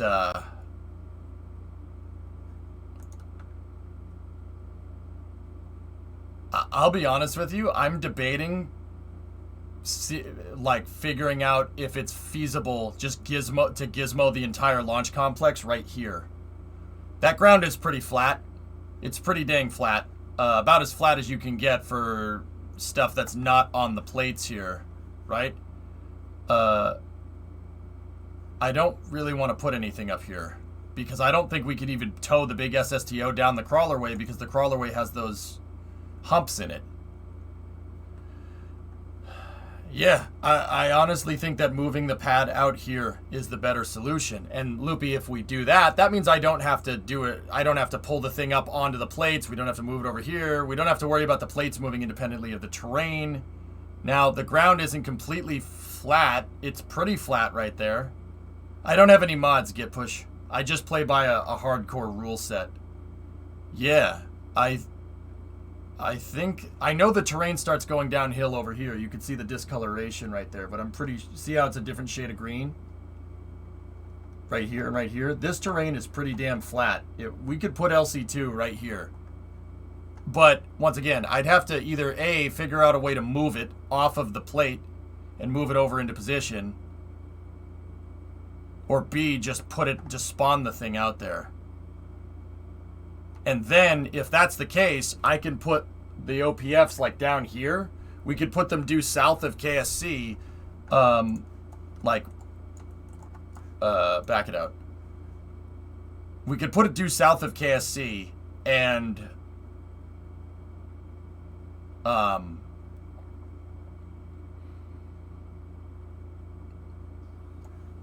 I know that over there is out of render range, and I know that over there is relatively flat.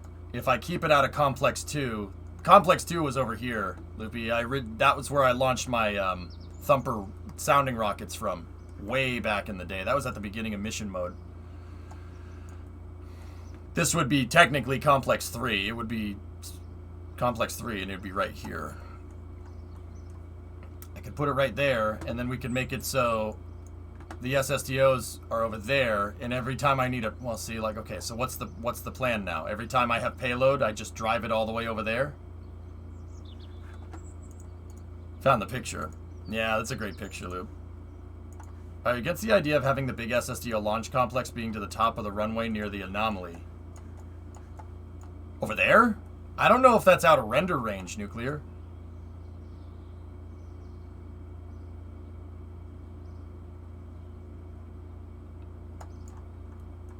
And I know that the ground right here is perfectly flat. That's the other thing. I know that the ground there is perfectly flat. It is about as flat as you will find in KSP. Yeah, King, I could do wheels on the pad and then just use Kerbal construction to pull the wheels off. That's fine. It's true level, Doomer. True level.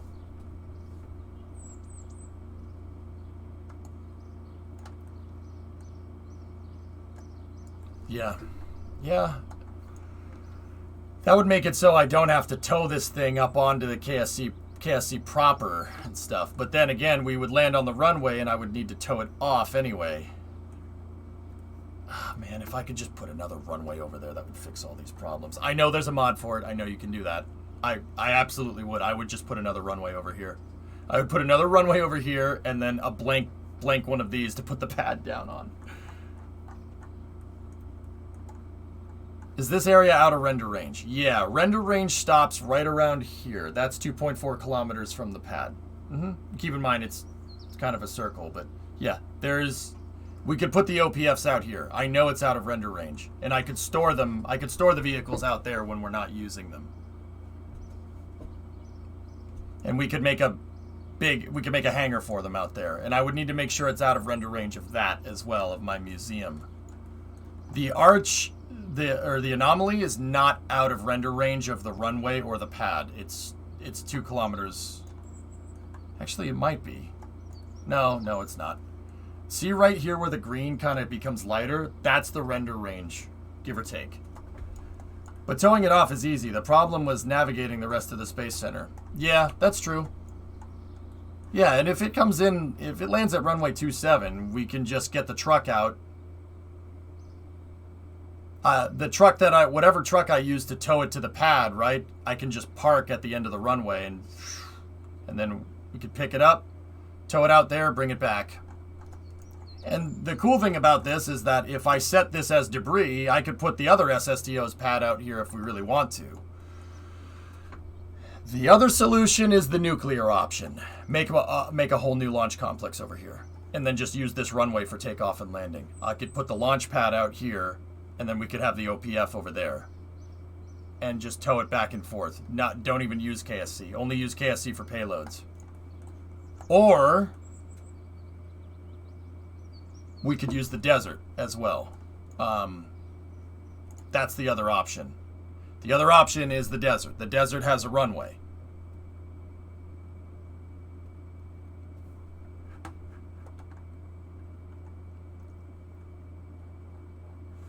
The problem with the desert launch site is, one, per the mission mode rules, I have to buy that thing. That's in my rules. I have to buy it. It costs money. I forget how much I made it cost, but I know it's something stupid. It's something that basically is going to really make you think about buying it.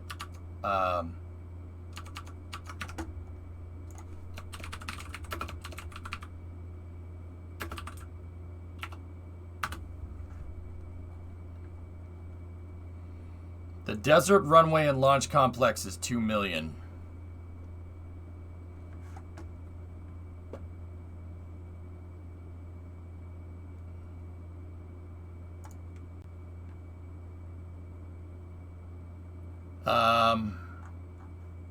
Okay, Forge, I'll have to read into that.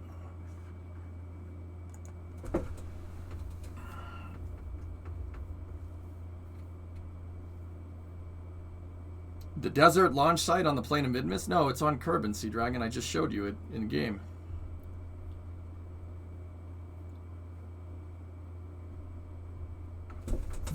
Time to buy Woomerang? Woomerang doesn't have a runway. Woomerang has no runway, guys. Yeah, no, I'm not doing that.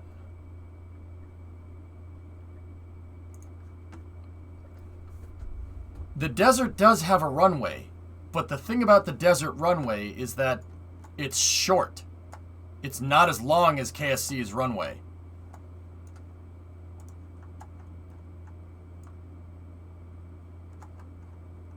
But the Delta V hit. Well, the Delta V hit doesn't matter, Cabin. Honestly, the big SSTO could move 18 tons polar and then just stay up there for 4 or 5 orbits until the desert gets over the launch site again and come back down and land. It's really not an issue. It has pretty good cross-range capability, but that's something I haven't really tested too much. Make your own runway. Yeah, Sea Dragon, I've done that before. It's doable. It's doable, but that would need to be really long. The runway would need to be a couple kilometers long, and that is not that it's prohibitive in KSP. It's just, yeah, KSP doesn't really jive too well with really long objects like that.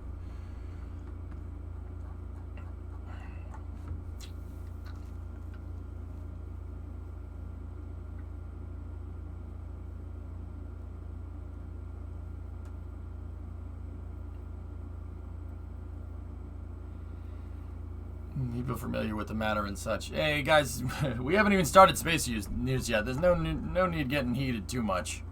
It was a joke. Okay, gotcha. I mean, Loopy Joey does that too from time to time, man. But yeah. Hey Goose. All right. Well, these are things to think about, guys. And you know what? Here's what I'm thinking. And let's get into space news now. Here's what I'm thinking. No matter what, it would probably be useful to be able to have me design the pad to be able to be mobile. Long story short, I'll make it so I can put landing gear on the thing, and we could use Kerbal Construction to pull the landing gear off and then recover it. So I can basically make the pad into a very temporary mobile launcher. No matter what, if I make the pad able to move on wheels, which is that's not that hard. It's really not that big of a deal. It's going to cost a lot because of the landing gear, right? If I make the pad able to move on wheels, it doesn't really matter. We can pick one of these. We could pick whatever option suits us the best. We could pick if we want to put it at KSC, or if we wanted to roll it out of render range of KSC, or where do we want the OPFs, etc., etc. So we're going to tackle that problem on the other side of the stream, and we'll finish working on the launch pad. And I'm basically just going to do initial testing right at the launch pad, but it'll get us some good benchmarks. Anyway, I'm going to take air brake leveling could be on stilts too. Yeah, but the air brakes don't have high impact tolerance, do they? They don't really have the best impact tolerance. Are cargo ramps still strong enough to be footings? Cargo ramps is what we would use to level, Cabin. Yeah, that would be a much better idea. Same idea, not better idea. It's the same idea that Loopy has, but with a part that's more suited to it. Yes, I can do that. That's no problem.